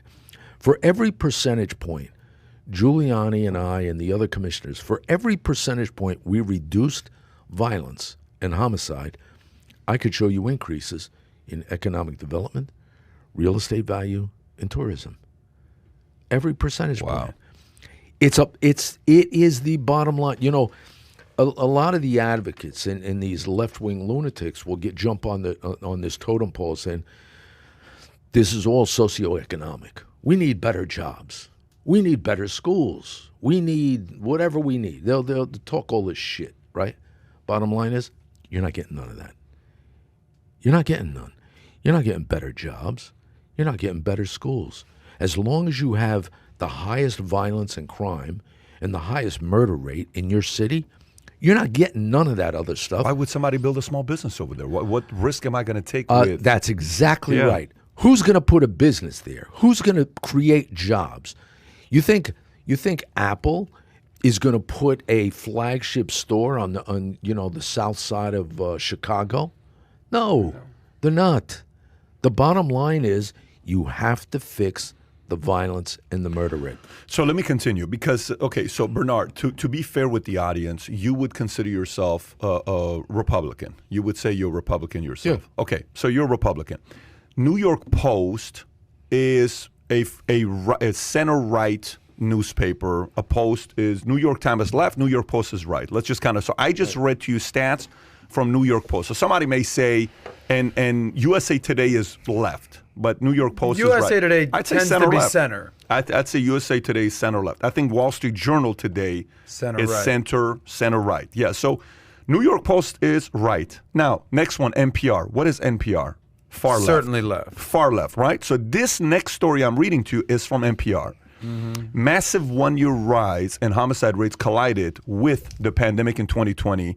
This is an NPR story, and they have a data. If you want to pull up that link right there so they can see it, open for visual data, Kai, pull it up so they can see it. At the end of 2020, Chicago police reported more than 750 murders. Okay, this is 2020 during the pandemic. A jump of more than 50% compared to 2019. People were out and about in 2019. People stayed home in 2020. How the hell is murders up 50% in Chicago from 2020 to 2019? By mid-December, LA saw a rise of 30% over the previous year with 322 homicides. There were 437 homicides in New York City by December 20th, nearly 40% higher than previous year. New Orleans-based data consultant Jeff Asher studied crime rates in more than 50 cities and says the crime spikes aren't just happening in big cities. With the numbers of homicides spiking in many places, Asher expects the final statistic for 2020 to tell a startling, grim story. We're going to see historically the largest one-year rise in murder that we've ever seen. Asher says it's been more than half a century since the country saw a year-to-year murder rate that jumped nearly 13%. This is NPR. This isn't New York Post. This isn't Wall Street Journal. This is NPR. And here's your answer. The answer is this has nothing to do with the pandemic, in my opinion. This has to do with every one of those cities where I was talking about, Chicago included. You know, Chicago, you're not allowed to chase a bad guy. You know that, right? You know, the mayor of Chicago Muriel Bowser? Yeah, says you have to get permission from a supervisor to run. We're not talking fucking car chases. We're talking about running after someone. You're not allowed to chase them unless you get a supervisor's permission. Okay? That's the kind of shit that is killing the police. What the hell does that even mean? What is your job? Well, I don't know. Guy's committing a crime. Can I get an approval? Let me get an approval from the top of management. 10 minutes later, the guy's already committed a crime. You can't chase him in a car. You can't chase him on foot. You can't confront him. There's no stop, question, and frisk. Nobody wants that anymore. Basically, they don't want you to do anything. That's the problem. That's the problem. This is not about a pandemic. This is about a change in the way we deal with the criminal element. Well, here's what Bloomberg comes out. And Bloomberg, we know, is a left-wing side, but they're pretty reasonable. I think when it comes down to economics, they're center. I like to give Bloomberg's facts, but when it comes down to it, Bloomberg ran as a Democrat for office, and he's got a media empire. This is the story. New York City's violent crimes is up. So is the city's police budget. Would you consider Bloomberg a decent mayor for New York City? He was. He was. Okay, fair enough. So protests calling to defund the police have become a familiar sight in New York City. But this year, if Mayor de Blasio gets his way, one of America's most progressive cities will actually send more dollars to the NYPD than it did a year ago. This is a story from yesterday. Despite promises to strip $1 billion from city's law enforcement budget, which gained national attention in the wake of George Floyd's murder last year, de Blasio slashed less than half that as part of a broader round of pandemic cuts, and a spending plan for fiscal 2020 to announce this month keeps police headcount and operations intact, leaving any major shakeups of the force up to whoever succeeds the term limit mayor in January. But now, with shootings in March up 77% over last year. Let me say that one more time. Shootings in March of 2021 up 77% from last year, and an influx of more than $4 billion in federal stimulus funds available for mental health, at-risk youth, and other social programs. The notion of taking police officers off the streets has become less politically palatable for the mayor and the dozens or so candidates vying to replace him next year. New York is the largest police department in the U.S. and has amongst the highest number of officers per capita. There were 436 officers per 100,000 in the city in 2019, compared to 249 in LA or 233 in Houston, according to the FBI. So even de Blasio is sitting there saying, maybe I screwed up. What do you think? Of course he screwed up, and they all know it. All you had to do was look at Minneapolis. Minneapolis is the first one that started this whole defunding mess, right? They wanted to defund it. They wanted to diminish. They wanted to annihilate the police department. They defunded to an extent. They also wanted to bring in social services instead of cops and all this nonsense, right? Well, last month or 2 months ago, They had to basically come out and say, okay, yeah, we screwed up. We gotta refund what we defunded. We need 200 immediate cops back on the street. We need ABC. The bottom line is defunding isn't going to work. I don't know what the mentality was behind defunding, but it's not going to work. Everything I predicted when Minneapolis started defunding, everything I've said, everything I predicted has come true. You defund, you diminish their budget, you take away staffing, you take away resources, and here's the absurd thing: you take away their training, right? So for the past 30 years, we've tried to train cops to do everything under the sun. You want de-escalation. You want verbal judo. You want less lethal force. You want to give them non-lethal force tools.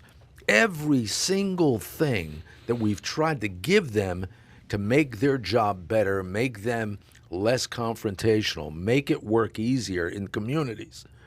Well, now we're going to defund it. We're going to take all that shit back. Really? It's absolutely insane. It makes no sense. You know what I think about, like a Soros? Imagine you're a cop working for the guy. What are you thinking?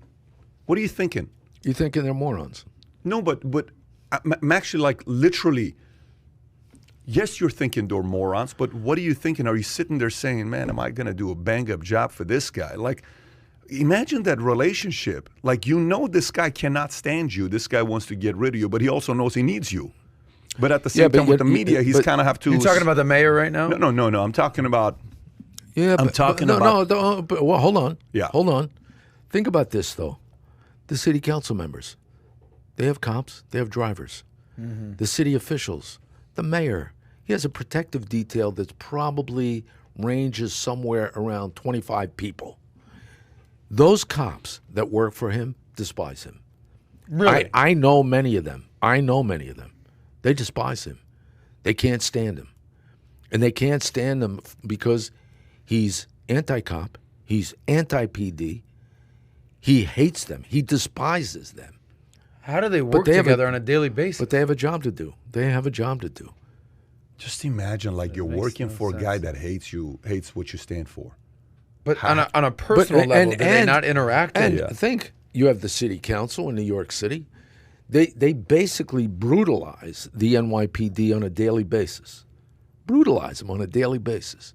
How do you interact with them? You have a job to do. You go out and you do your job. It doesn't make any difference who's on the other end. Listen, I respect the guys that are doing it. You know, for me, when I joined the military, I knew nothing about, like, when I went to the military, it wasn't because my dad was a general or sergeant major or I'm going to go follow my dad's footsteps. I went in the military because I couldn't wait to get out of LA, and I just got in. And I went into the Army, and then I realized what some of these guys had to do and the sacrifices they made. My appreciation for, soldiers went to a whole different level. A lot on what they had to sacrifice. Cops, man, who the hell wants to be a cop today? Who wakes up in the morning wanting to be a cop today? And today, your son is a cop in Jersey, right? In Newark. What's he telling you? What's he saying? Like, does he tell you what's changed in the last 12 months? On how much crazier it is, how they treat him? Do they treat him with respect? Is he seeing some? Well, I got to be honest. His supervisors in Newark, his boss, actually, who just retired, Anthony Ambrose, was the police director in Newark until about a month ago, and I have to admit, in the last, I think, 2 years, Anthony Ambrose brought down Newark's violent crime, the lowest it's been in 50 years, 40 years. Tremendous job. But how did he do it? He did it exactly the way New York City dropped crime over the last 20 years, right? Prior to de Blasio. Same stuff. Phenomenal boss. My son, has a lot of respect for him, what he did during his time. Newark's a rough place. It's one of the most violent crime-ridden cities in the state of New Jersey. He happens to be on their SWAT team. He's been on the team. He's a team leader. He's been on their team for about 10 years. It's crazy. He's 35, 36 years old, and he's been on the job 16. Looks just like you, by the way. No, yeah. Good-looking guy. A lot of fucking hair. Good-looking guy. Yeah. Pull him up. A lot of He became a cop when he was 20 years old? He became a cop when he was 19. Wow. Went on the job when he was 19. He started in Patterson, which was another rough place. It's funny. Who's from Patterson, New Jersey? Is that where Cory Booker's from? No, Cory Booker's from Newark. Newark, all right, there it is. Yeah, I was born in Newark, and I was raised in Patterson. And, he went on at 19 in Patterson. And then he got laid off. And, the father that I am, I'm thinking, I'll get him the great job in Ridgewood, New Jersey. Gorgeous town, small town, make good money. I called him up to my house, and I had him sit down, and I said, listen, dude, where do you want to go? I says, I got some great recommendations. He goes, no, I know where I'm going. I said, where are you going? He said, I'm going to Newark. I said, what are you on, fucking drugs? Like Newark? Like, what's the matter with you? You going to Newark? Yeah. He goes, I said, think of the money. Like, these other cops make, a third more than you do.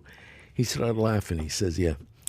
I'm talking to the guy that was the warden of the Passaic County Jail and left and went bankrupt to join the NYPD. I said, okay, all right, yeah, granted, but think of the violence. Think of the violence. And this is his response to me. He says that when your wife has geese in the swimming pool out back, she calls the cops. He goes, I'm not chasing geese around a fucking swimming pool. He goes, I can't do it. He says, I can't do it. He says, I just gotta, He's got a need for speed. I like what I do. I like the guy. Genetics. I would have been the geese guy. I'm not gonna lie. I would have been the geese. Attention, APB. We got 16 geese right out here. Riding I would have been the geese guy. Today. By the way, did you see that geese kid? Attack. Did you see the kid and the teacher having he's not a kid, 19-year-old young adult, who had the exchange with his teacher where the teacher was saying bad things about the cop. This guy was defending it. Did you see that exchange? Yes. No. Did you see it? No. You haven't seen it? No. Can you put that video on? I want to show this. It's 2 minutes. I want you to watch it. So the teacher and another student are not for the cops. This one student stands up and says, I think cops have a very hard job. Okay, Pat, there's something else, though, that you should look at, just to show your viewers the mentality of the far left. In that case, that was a professor. That was a professor in a college, okay? That's number one. But number two, there's a car stop. There's a car stop that went viral about a week ago. And in that car stop, there is a teacher. We showed that last week. Basically stopped. Yeah. She's stopped by an L.A. sheriff's department. You're Mexican. You'll never be white. You'll never be. Oh, yeah, we saw that. Come on, dude. Yeah. Like, really? Can we bring up the military interaction with the cop? We will, but I want to show this. If you've never seen this, I want to get your reaction on this. I know he's seen it. So Kai, do me a favor. Do the playback speed. Increase that to 1.5, and let's Kai's play. on the ball today, ladies and gentlemen. In your speech a few times. So what is your main concern? Since, honestly, the whole reason police, Who is she, the teacher? She's a teacher. Systemic, because the whole reason we have police departments in the first place, where did it stem from? What's our history? Going back to what Jeremy was talking about, what does it stem from? It stems from people in the South wanting to capture runaway slaves. Maybe they shouldn't be heroes. Maybe they don't belong on a kid's show. So I disagree with what Jeremy said about it, because I think cops are heroes and they have to have a difficult job, but we have to have all of them. I'd say a good majority of them. You have bad people in every business and every part. Yeah, a lot of police officers have committed atrocious crimes and have gotten away with it and have never been convicted of any of it. And I say this as a person who has family members who are police officers. This is a teacher, yes, professor. I understand, and this is what I believe. This is my opinion, and this is not popular to say, but I do support our police, and we have bad people, and the people that do bad things should be brought to justice. I agree with that, but I think that say it again. They haven't. Well, I agree with you on that point of they should, right? So what is your bottom line point? You're saying police officers should be revered? She's very angry. Go on TV shows with children? I think they are heroes in a sense because they come to your need and they come and help you, and they have problems just like every other business, but we should fix that. But I think that they're heroes. Well, I think that's the problem, is looking at it as a business. Because they're actually supposed to protect and serve the people. They do protect us. Who do we call when we're in trouble and someone has a knife or a gun? I wouldn't call the police. Why wouldn't you call the police? I don't trust them. My life's in more danger. Who would you call? In their prisons. Professor, who would you call? I wouldn't call anybody. Well, she's a fucking nut. See, she's a fucking nut. This, how do you do? Time to go. Okay. I'm not going to do your house with a gun. There's not much you can do with that. Calling the police is kind of just, And I know that it's not popular for me to say that to you guys and people in here, but that's what I believe about the police. Okay, thank you. I appreciate it. You gotta respect this guy, though, man. Just how old is that kid? Probably 19 years old, Kai, if you want to pause it. Probably 19 years old, taking a stand and saying that, and the teacher saying, I wouldn't call the cops. What do you mean you're not going to call the cops? Yeah, when you call the cops, it's not a Republican or Democratic thing. I'll fight it myself. Can I ask you a couple rapid fire questions? Because I'm sure we got to move on. Rapid fire. Bing, bing, bing, bing, bing. Give a grade to Mayor Giuliani, Mayor Bloomberg, and Mayor Bill de Blasio. Giuliani at 10. Mayor Bloomberg, I'd say 10. Mayor de Blasio, 2. Why is he not a 1? He's a fucking 0. I mean, really? You know, I don't know. All right, whatever. Giuliani, I mean, fall from grace? That's a question mark. No. You think he's still doing all right? He's doing fine. I talk to him on a daily basis. He's doing okay. Okay. A couple rapid fire questions. Magic wand. If you could change the image of the police, how would you do it? I wouldn't. I'd change the image of the communities. I'd start teaching young kids today that you can't violate the law, that you can't attack cops, that you can't resist arrest, you can't interfere with another arrest. I'd start teaching kids in the communities things that maybe they don't know, maybe they do, but the bottom line is many of the interactions that go negative in policing, they start with a suspect that did something wrong or is suspected of doing something wrong, and then they resist. And if they didn't resist, we wouldn't have the overall confrontation that occurred. Are cops asked to do too much? Yeah, honestly, they're asked to do a lot. I wouldn't say too much. They do the best they can under the circumstances. Okay, last question. You were the commissioner of New York City, NYPD, a.k.a. Gotham. You got Batman, you got Robin right behind you. They were running the streets of Gotham. What are your thoughts on what's going on behind you?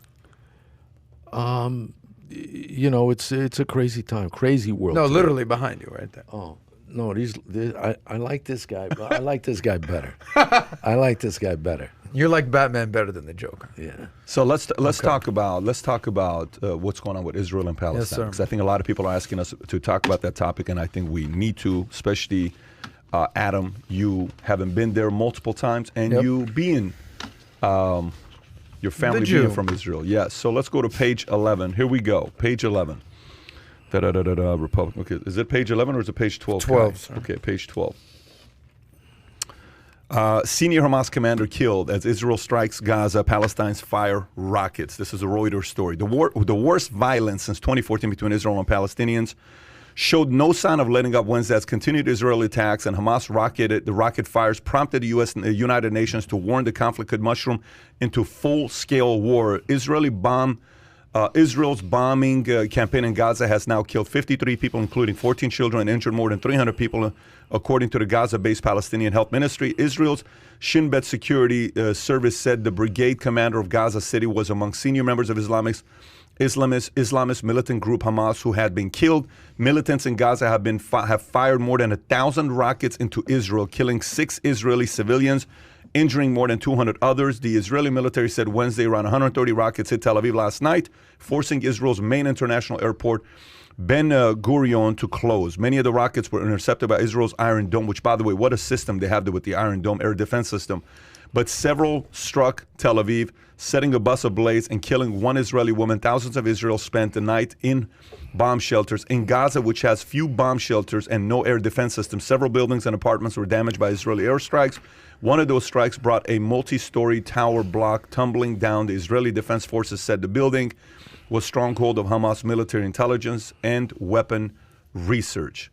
I will go to you first, Adam. Tell us, what are your thoughts on this? Well, obviously it's tragic what's going on, but go a little deeper. Tell us what's going on. Yeah, of course. This is a sad situation, but unfortunately it's nothing new, right? I mean, this is the first flare-up since 2014, but I think we've all seen what's going on with Israel and Palestine, and it stemmed from the war in 1948, the Six-Day War, when Israel became a state, and Egypt and Jordan and Palestinians, everyone attacked them, and in 6 days, this little country called Israel defended themselves, and they did it in the war of 67 and in 71 and just the Yom Kippur War, and somehow this little magical country, Israel, exists in this sea of Muslim countries all around them. So no, first and foremost, Israel does have a right to defend himself. Let me just state that. Number two, this is not a black and white issue. So me being Jewish, like obviously people are gonna say, oh, you're biased, and that's obviously you're gonna support Israel. But I will say that there are parts of Israel that I don't necessarily agree with. So for instance, the Palestinian, the Israeli settlements that they're trying to essentially take over from these Palestinians families who have been there forever. These settlers are definitely aggressive, and it's hard not to sympathize with somebody who's been living in the same house for decades, and now settlers come in and say, well, the government says it's my house now, and thank you for being here. What the hell would you do if you lived in that house for 30, 40, 50 years and you're Palestinian? You think you're giving your house up without a fight? Are you kidding me? So that's on a micro issue. From a macro perspective, here's how I kind of look at it. Palestine, they say like, don't bring a knife to a gunfight. Well, Palestinians are bringing rocks to a literal rocket fight. So, I used this analogy with Ricky the other day, and he's like, what the hell's going on there? Ricky's a big dude. And it'd be like if Dylan, because Dylan was there, kept coming up to Ricky, who's a big guy, and hitting him and punching him and kicking him. Yeah, he's only 7 years old, but at some point, you're going to hit back. So, Palestinians are throwing rocks. They're literally launching rockets. And Israel is going to only take it to a certain extent when they said, listen, you do that again, and we're going to, excuse my language, kick your fucking ass. And that's essentially what's happening. That's essentially what Netanyahu said. Yes, exactly. Yeah. So at some point, if, and I'm not comparing Palestinians to a 7-year-old, but in terms of strength, they're no comparison to what the Palestinian or the PLO or Hamas has compared to what Israel has. But at some point, look, it's such a tough situation that I do actually sympathize with the Palestinians. And I've been to Israel. I'm Jewish. I have family that lives in Israel. I have a cousin of mine who moved from Detroit to join the IDF. So yes, I have some bias here. But I do understand the plight of the Palestinians. If you're constantly a second-class citizen in where you live, how do you expect to react? So this goes down to another macro perspective, the one-state or the two-state solution. So John Kerry, who was John Kerry Secretary of State? Okay. So he said the Jewish people cannot, if you do a one-state solution, you're familiar with the one-state, two-state solution. If you do a one-state solution, because there's more Arabs living in Israel than Jews. He said if you do a one-state solution, Israel can no longer be Jewish and or democratic. It cannot be both. So a two-state solution, both have the right to exist. The problem is, and I'll turn it over to Bernie after this, the problem is there's people in Hamas who are a terrorist organization that are running the Palestinian terrorists. The United States has labeled the people running the Palestinian territory a terrorist organization, Hamas. They do not believe that Israel has a right to exist. Just like how in Iran, the people running the Azerbaijan and Army, there's a bunch of them. They do not believe that Israel has the right to exist. So if, on a fundamental basis, if you do not believe a country, if you're not exactly, Azerbaijan doesn't believe Armenia has a right to exist. That's what you're saying. Yes. If you're saying that you don't believe a country has a right to exist, and you're doing everything to usurp their Who's existence. to blame here, though? Who's to blame here? Listen, I understand that, Trevor Noah, I don't know when you heard what he said, he was like, well, if when I was younger and I was an older brother and I would beat up my younger siblings, my mom would say, but Mom, they hit me first. And Mom would say, but that's your brother. Why are you hitting him? All this other stuff. Why are you hitting them? The difference here is this is not your brother. Like, this is not like, this is a very different story but Pat, here. You know what? They're not hitting them either. The Hamas, I think you said, fired over 1,000 rockets. 1,000 rockets, If it wasn't for the Iron Dome, they would have killed hundreds of Israelis. Thousands, potentially. No, potentially thousands. Potentially thousands. Of course. Yeah. Thousands of rockets they shot, right? The bottom line is we're not talking about a fist fight. We're not talking about somebody getting hit. We're talking about deadly physical force. Right. If you infuse that force, if you go, it doesn't matter who you are. It doesn't matter who you are. It doesn't matter what the argument is. There's ways to deal with the argument. There's 100 ways to deal with the argument. And I think the UN, for once, should probably do a better job they've never done a good job. But they should be doing more to rectify the internal issues. But the bottom line is, you can't shoot rockets into Israel, deadly rockets, and anticipate they're not going to shoot back. Yeah, just think about like Netanyahu's press conference. Well, look, to the Israeli people, I'd like to speak to you. I know we got bombed, and I know we had 100 rockets that were shot our way in a span of 5 minutes or 10 minutes, whatever the number was. They're a smaller army than us. We shouldn't retaliate. God talked about forgiveness. We should forgive them. He would not be elected. What I'm saying to you is, forget it's Netanyahu. Say Biden gives that speech. We're America. Yes, 9/11 happened, but we shouldn't retaliate. No, the country is not going to... Say you're Russia. Say you're any country. If a prime minister says that, what do you say? You're the voter. You're fired. That's what I'm saying. You're a mother with 3 kids, and the only thing a mother thinks about with their kids is the S word. What is it? Security and safety, right? You want me to sit there and say, well, Netanyahu, this is why this Israeli, they're too aggressive, they're too this, they're too that. What is the alternative? To look the other way when you're looking at what is that going to cause Hamas and Palestine to stop? No, they're not. They're going to continue doing what they're doing. So my challenge with this is, when you get into topics like this, you'll get people from both sides. You know, you cannot believe you said this. This is not about me taking Israel's side or Palestine's side. If you're gonna do something like this, you best do something like this knowing you can beat Israel. You can't. If you're gonna start a fight, you better believe you can finish the fight. What is the point of starting a fight if you know it's not gonna favor you?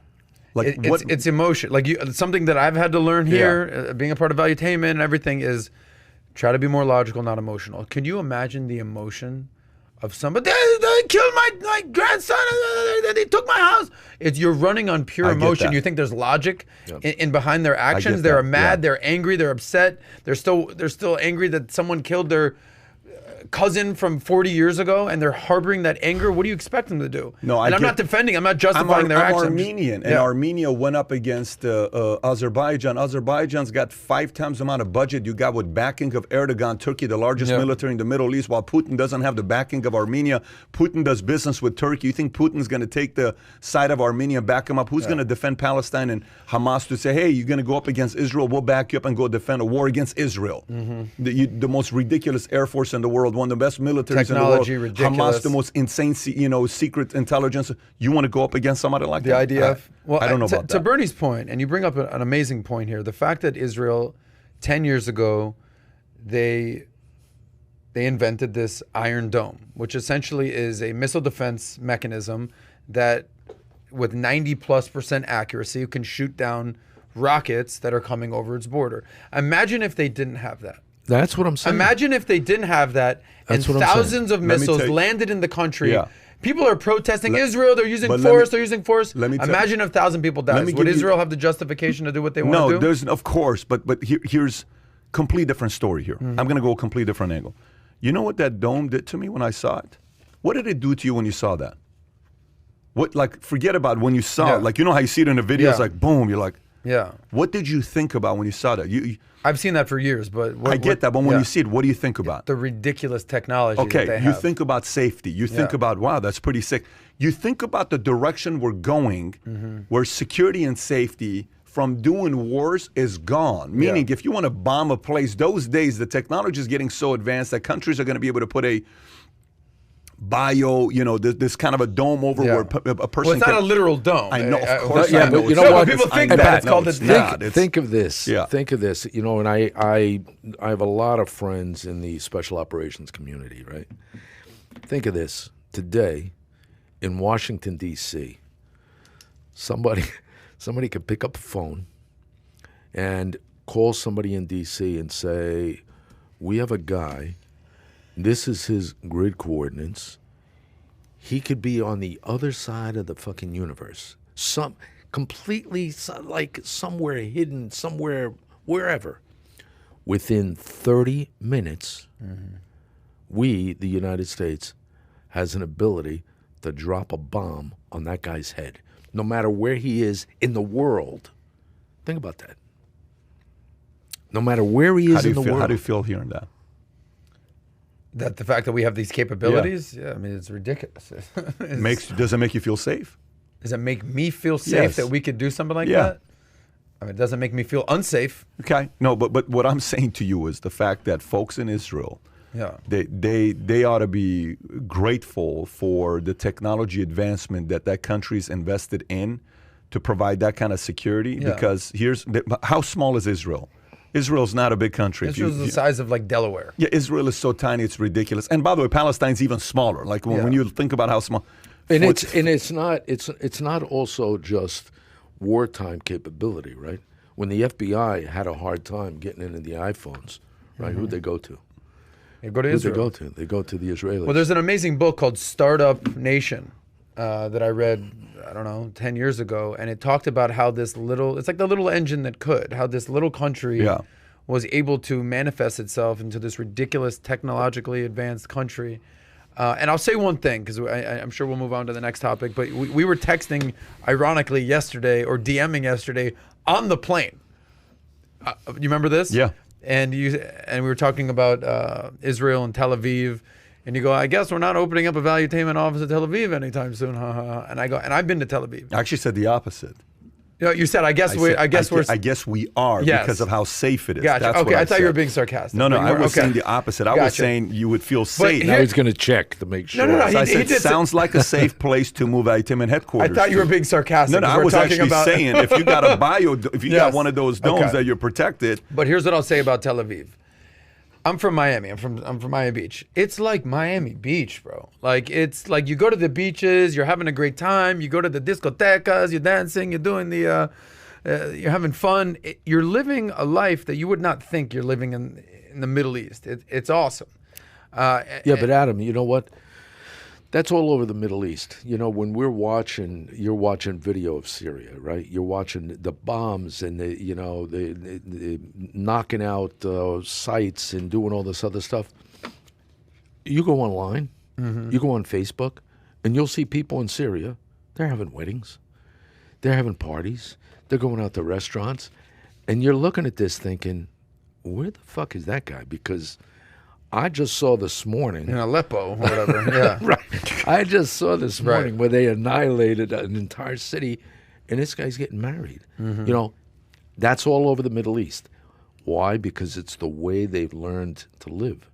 They had to live like this. You know, I worked for the King of Jordan for 5 years, and Jordan's a pretty secure country. Jordan has been great for the last. It's been great. 40 years.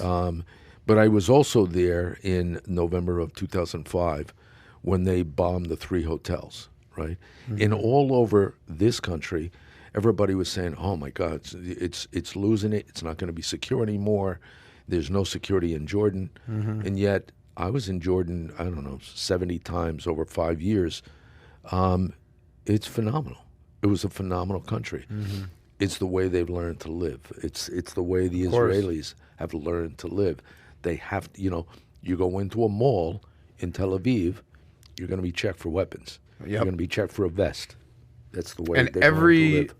Every Israeli citizen, bless you, from the day they turn 18 has to join the IDF, Israeli Defense Force.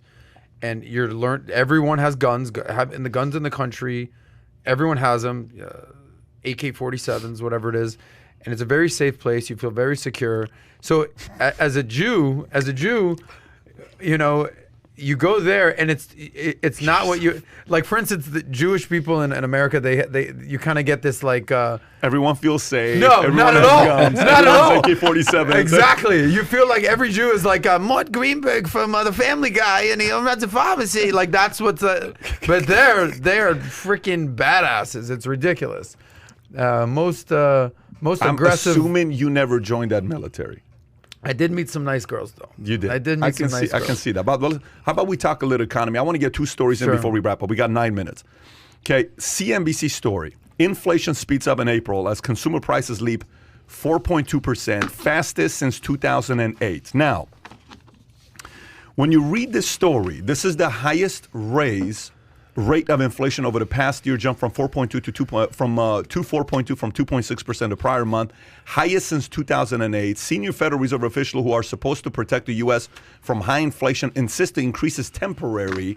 They contend inflation will subside by next year over the pandemic phase. Most people go back to work and global economy is largely recovered. Now, here's some interesting statistic based on this, okay, on what increased.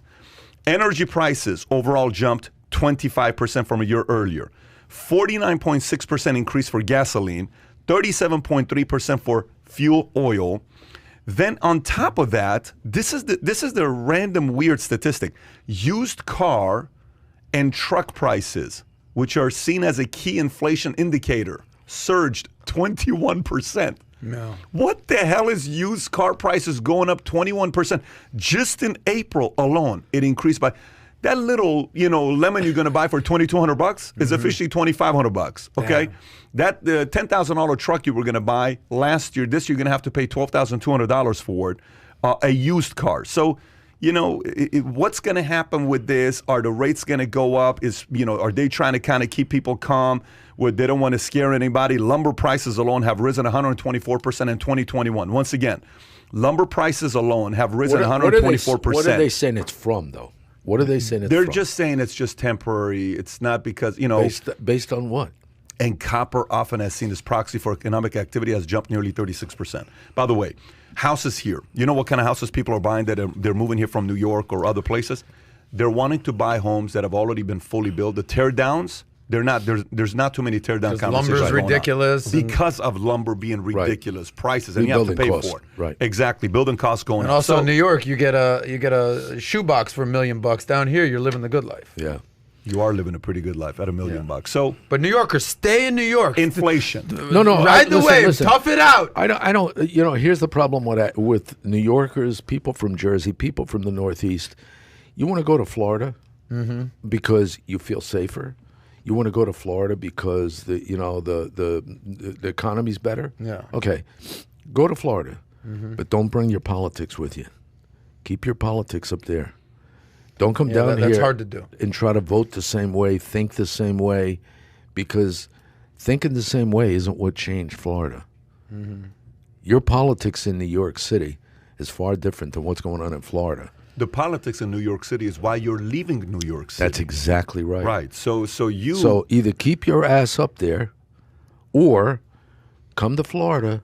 But you better start voting differently, because otherwise you're going to turn Florida into New York. Bernie, why are all these guys from New York? Why are they coming to Florida? Why aren't they going to Alabama? Why aren't they going to the lovely state of Mississippi? Southern states, South Carolina sounds great. Because they'd be living in a fucking country with a bunch of sheep. You were in Addison, you were miserable hanging out with your two cats more than any other cat. Not miserable with the cats, man. Don't bring the cats two into little this. cats of yours, man. Yeah. So, Bernie, I have a question for you before we move on, because you said you got a lot of love down here. You were walking the streets of Boca. Hey, Bernie, hey, Kamish. Who are the people that are giving you love? Hey, Bernie, good to see you. And who are the people like, hey, you fucking Bernie, get the hell out of here? Oh, yeah. What's the difference? You get those far and few between, but when you get them, I'll tell you a quick funny story. I was crossing Madison Avenue. My little girl, who's now 18, she was about 2 years old. This is after 9/11, after Giuliani and I leave office. I'm crossing Madison Avenue up around Nello's, around 61st Street. Nice area. I'm crossing the street, and there's a guy walking across. He's like your age. He's walking across the street facing me, and he goes, Kerik, right? You Kerik? I said, yes, sir. And at the top of his lungs, he goes, you're a dick! You're a fucking dick! He starts yelling in the middle of the street, and everybody's like, whoa, what happened? Who's this guy? So you get... And it was Bill de Blasio. It probably is kid. you get those kind of people that are complete lunatics. But for the most part, everybody's nice. But down here, when I'm in Palm Beach or Boca or Fort Lauderdale, I'm telling you, I think it's like a sixth borough of the city, because everybody's like, hey, Commissioner, how you doing? Hey, Commissioner, hey, Bernie, hey, what's happening? You're all in down the here. Mecca. I mean, especially Boca. Boca's like the Mecca of New York and Jersey. I think they just lifted up somewhere up there and brought it down. Yeah, and it's going to be more because of what's going on with New York. This is not going to slow down. I can't tell you the numbers because but last night, you weren't at the house. You were over there. I'm in the process of buying a house right now. Okay, we made a few offers, but this one's gone far. I get a call from my realtor yesterday saying, this guy's willing to pay you XYZ dollars. I'll say it once the house closes, then I'll reveal the information so people can know about it. My realtor's telling me, let this guy buy the house from you. I said, I haven't even bought the house yet. Yes, but legally this is your house because you're in contract. He wants to buy the contract from you, and he wants to pay you this much. I said, how much? So my wife says, babe, it's a big number, but please say no. Babe, it's a big number, but please say no. Because she don't want to go through the process again? She doesn't. It's because she's pregnant. We got what, 5 weeks left? June 21st, we got 6 weeks left for the fourth baby to come up. So life is very busy right now. But the point is, guys are coming in here. They're saying, look, what is the asking price? I'll give you $2 million more. Yeah. I'll give you $3 million. Just let me get this place. Because it's the bidding war today in Florida is insane. Okay, so that being said, what do you think in a year from now, a year and a half from now? You think the bubble's going to burst? Not in states like Florida, Texas, Tennessee, Nevada. It's not those states. Really? Texas is going to listen. Texas is going to keep blowing up. Florida's going to keep blowing up. Tennessee's going to keep blowing up. Nevada's going to keep blowing up. There's certain states they're not going away. Why Tennessee? Taxes, lowest taxes in all of America. Lowest taxes in all of America. I'm actually going to Tennessee. I lived there for 2 years. It's one of the best places to raise a family. One of the best places to raise a family. And it's not like country bumpkin. Nashville. No, fun, they got all sports. I mean, Nashville especially. You can go live in a nice place, Brentwood, Nashville, which got $10, $50 million, $20 million homes. You can go get a $250,000 home and be right outside the city. Could you imagine a $20 million home in Nashville? It's a palace. I was going to say, it's a palace, literally. It's a palace, but it's a beautiful place to raise a family. If we wanted the water because our kids love the water, we would have lived in Nashville, Tennessee. I want like 20 acres in the woods somewhere with a long driveway and a house just big enough for me. Upstate New York. No, stop. Upstate New York. Stop. Alabama. I want a fucking red state. I want a red state. Hey, Kamish, how you doing? Good to see you down here, Kamish. Let's finish. Oh, man, there's Bernie. Let's finish it up with Liz Cheney, page 12, if you want to go to it, Adam. So Liz Cheney, okay? This has been a mess in the Republican Party right now. Representative Liz Cheney says she will do everything she can to make sure that Trump never again gets anywhere near the Oval Office. The Business Insider story. She's from Wyoming. On Wednesday said she's determined to prevent former President Donald Trump from returning to the White House. I will do everything I can to ensure the former president never gets in anywhere near the Oval Office. We have seen the danger that he continues to provoke with his language. We have seen his lack of commitment and dedication to the Constitution, Cheney told reporters on Capitol Hill. The comments came after Cheney was ousted as chair of the House Republican Conference in a voice vote on Wednesday morning. GOP members voted to remove Cheney from the top leadership post over repeated criticism of the former president in opposition to his lies about the 2020 presidential election. She was also one of the 10 House Republicans who voted to impeach Trump over his role in the Capitol insurrection on January 6th. Thoughts? My thought is she's a liar, and I'm glad she's gone. And I say that from personal experience. I ran the investigative side of the president's rebuttal on the election. I saw the 3,000 affidavits from people that witnessed voter fraud, election fraud in 6 different states. She was never briefed. She was never interviewed. She never called us. She never questioned us. She hasn't seen one bit of evidence out of the outrageous evidence of voter and election fraud, yet makes statements like that. And for that, she shouldn't be in Congress. I don't know Liz Cheney personally like you do. I don't know, or not that you know her personally, but and I've said this before. People are like, oh, the Democratic Party is falling apart. The socialists are taking over. But from my opinion, they'll at least coalesce during an election and come together. In my opinion, the party that is being fractured is Republicans. You have, what does it say, 100 Republicans, including former governors and lawmakers, are threatening to form a third party. These are people that were lifelong Republicans, the Bushes of the world, the Cheneys of the world, the George Wills of the world. We saw, how the Lincoln Project took over collapsed though. Didn't end well. Let's just correct, but they did bring down Trump. They did from but the inside. Democrats used them to bring him down, and then afterwards they crash and burn because they're no longer needed. They're the useful idiots, some call them. Well, they knew what they were doing. But the point is, some of them called them the useful idiots. They were useful when needed. The moment everything was accomplished, now it's no longer fair needed. enough. But the point is that I'm trying to make is if there is the bigger division is definitely in the Republican Party than it is the Democratic Party right now. We'll see what happens in 2022. I don't disagree with you. I'm actually on your side with this because this is – so you have to realize – if you knew how powerful Dick Cheney was, He literally ran the show. No, the guy is a strategist. He's one of the scariest guys in politics. The guy was a strategist. The guy he was feared by his peers. He's so powerful he could shoot his buddy in the face and not pay a price. You can say that because that's actually a factual statement. Yeah. So can you imagine his daughter? She's got those genes. Yeah. The genetics of a fighter, the genetics of defending. And Cheney was whose VP? Cheney was the Bushes. Okay, and the Bushes and Trump's, how's their relationship? Did they go to dinner together at Mar-a-Lago? Bushes and Trump's not good, so not so good. What's up? Because they're closer with Obama's at this point. Of course. So the point is, you have to know where the loyalty lies, right? Where the loyalty lies. It's like Cindy McCain and Meghan McCain. Here's a question for you. Here's a crazy question for you. Let's get crazy.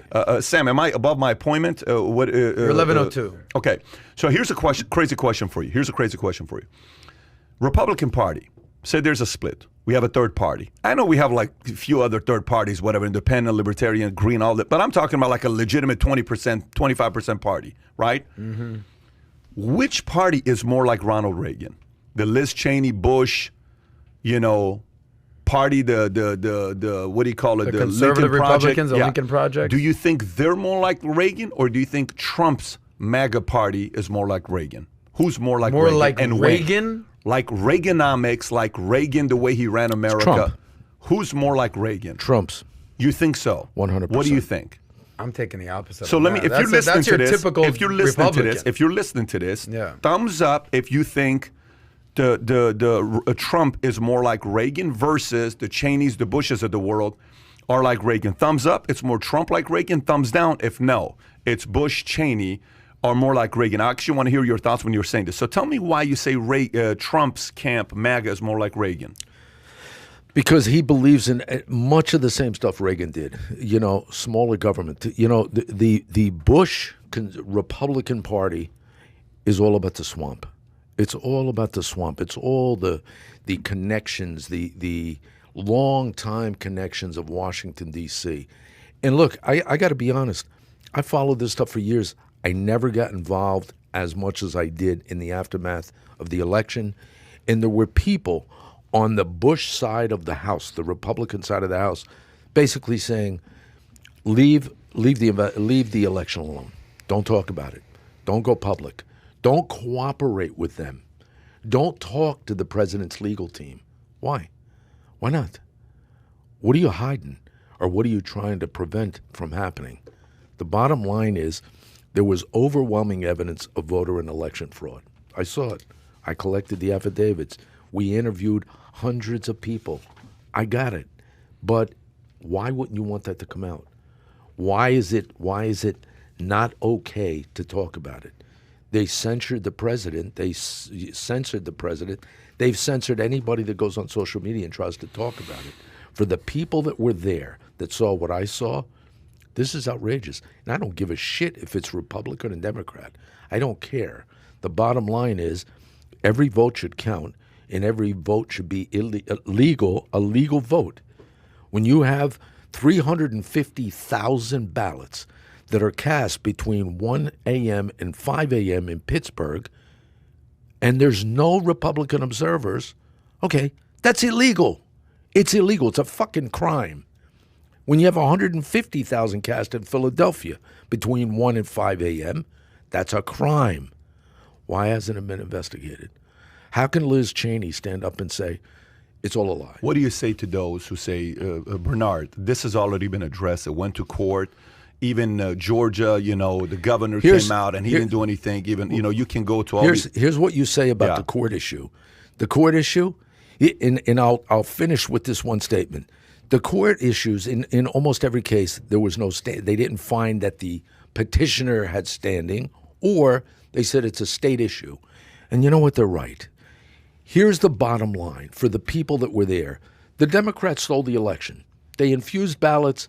They fucked with the machines. They had dead people voting in the thousands.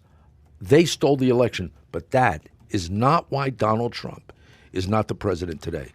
Donald Trump is not the president today because the state legislators in the 6 swing states certified false votes, and they knew it. And they knew it.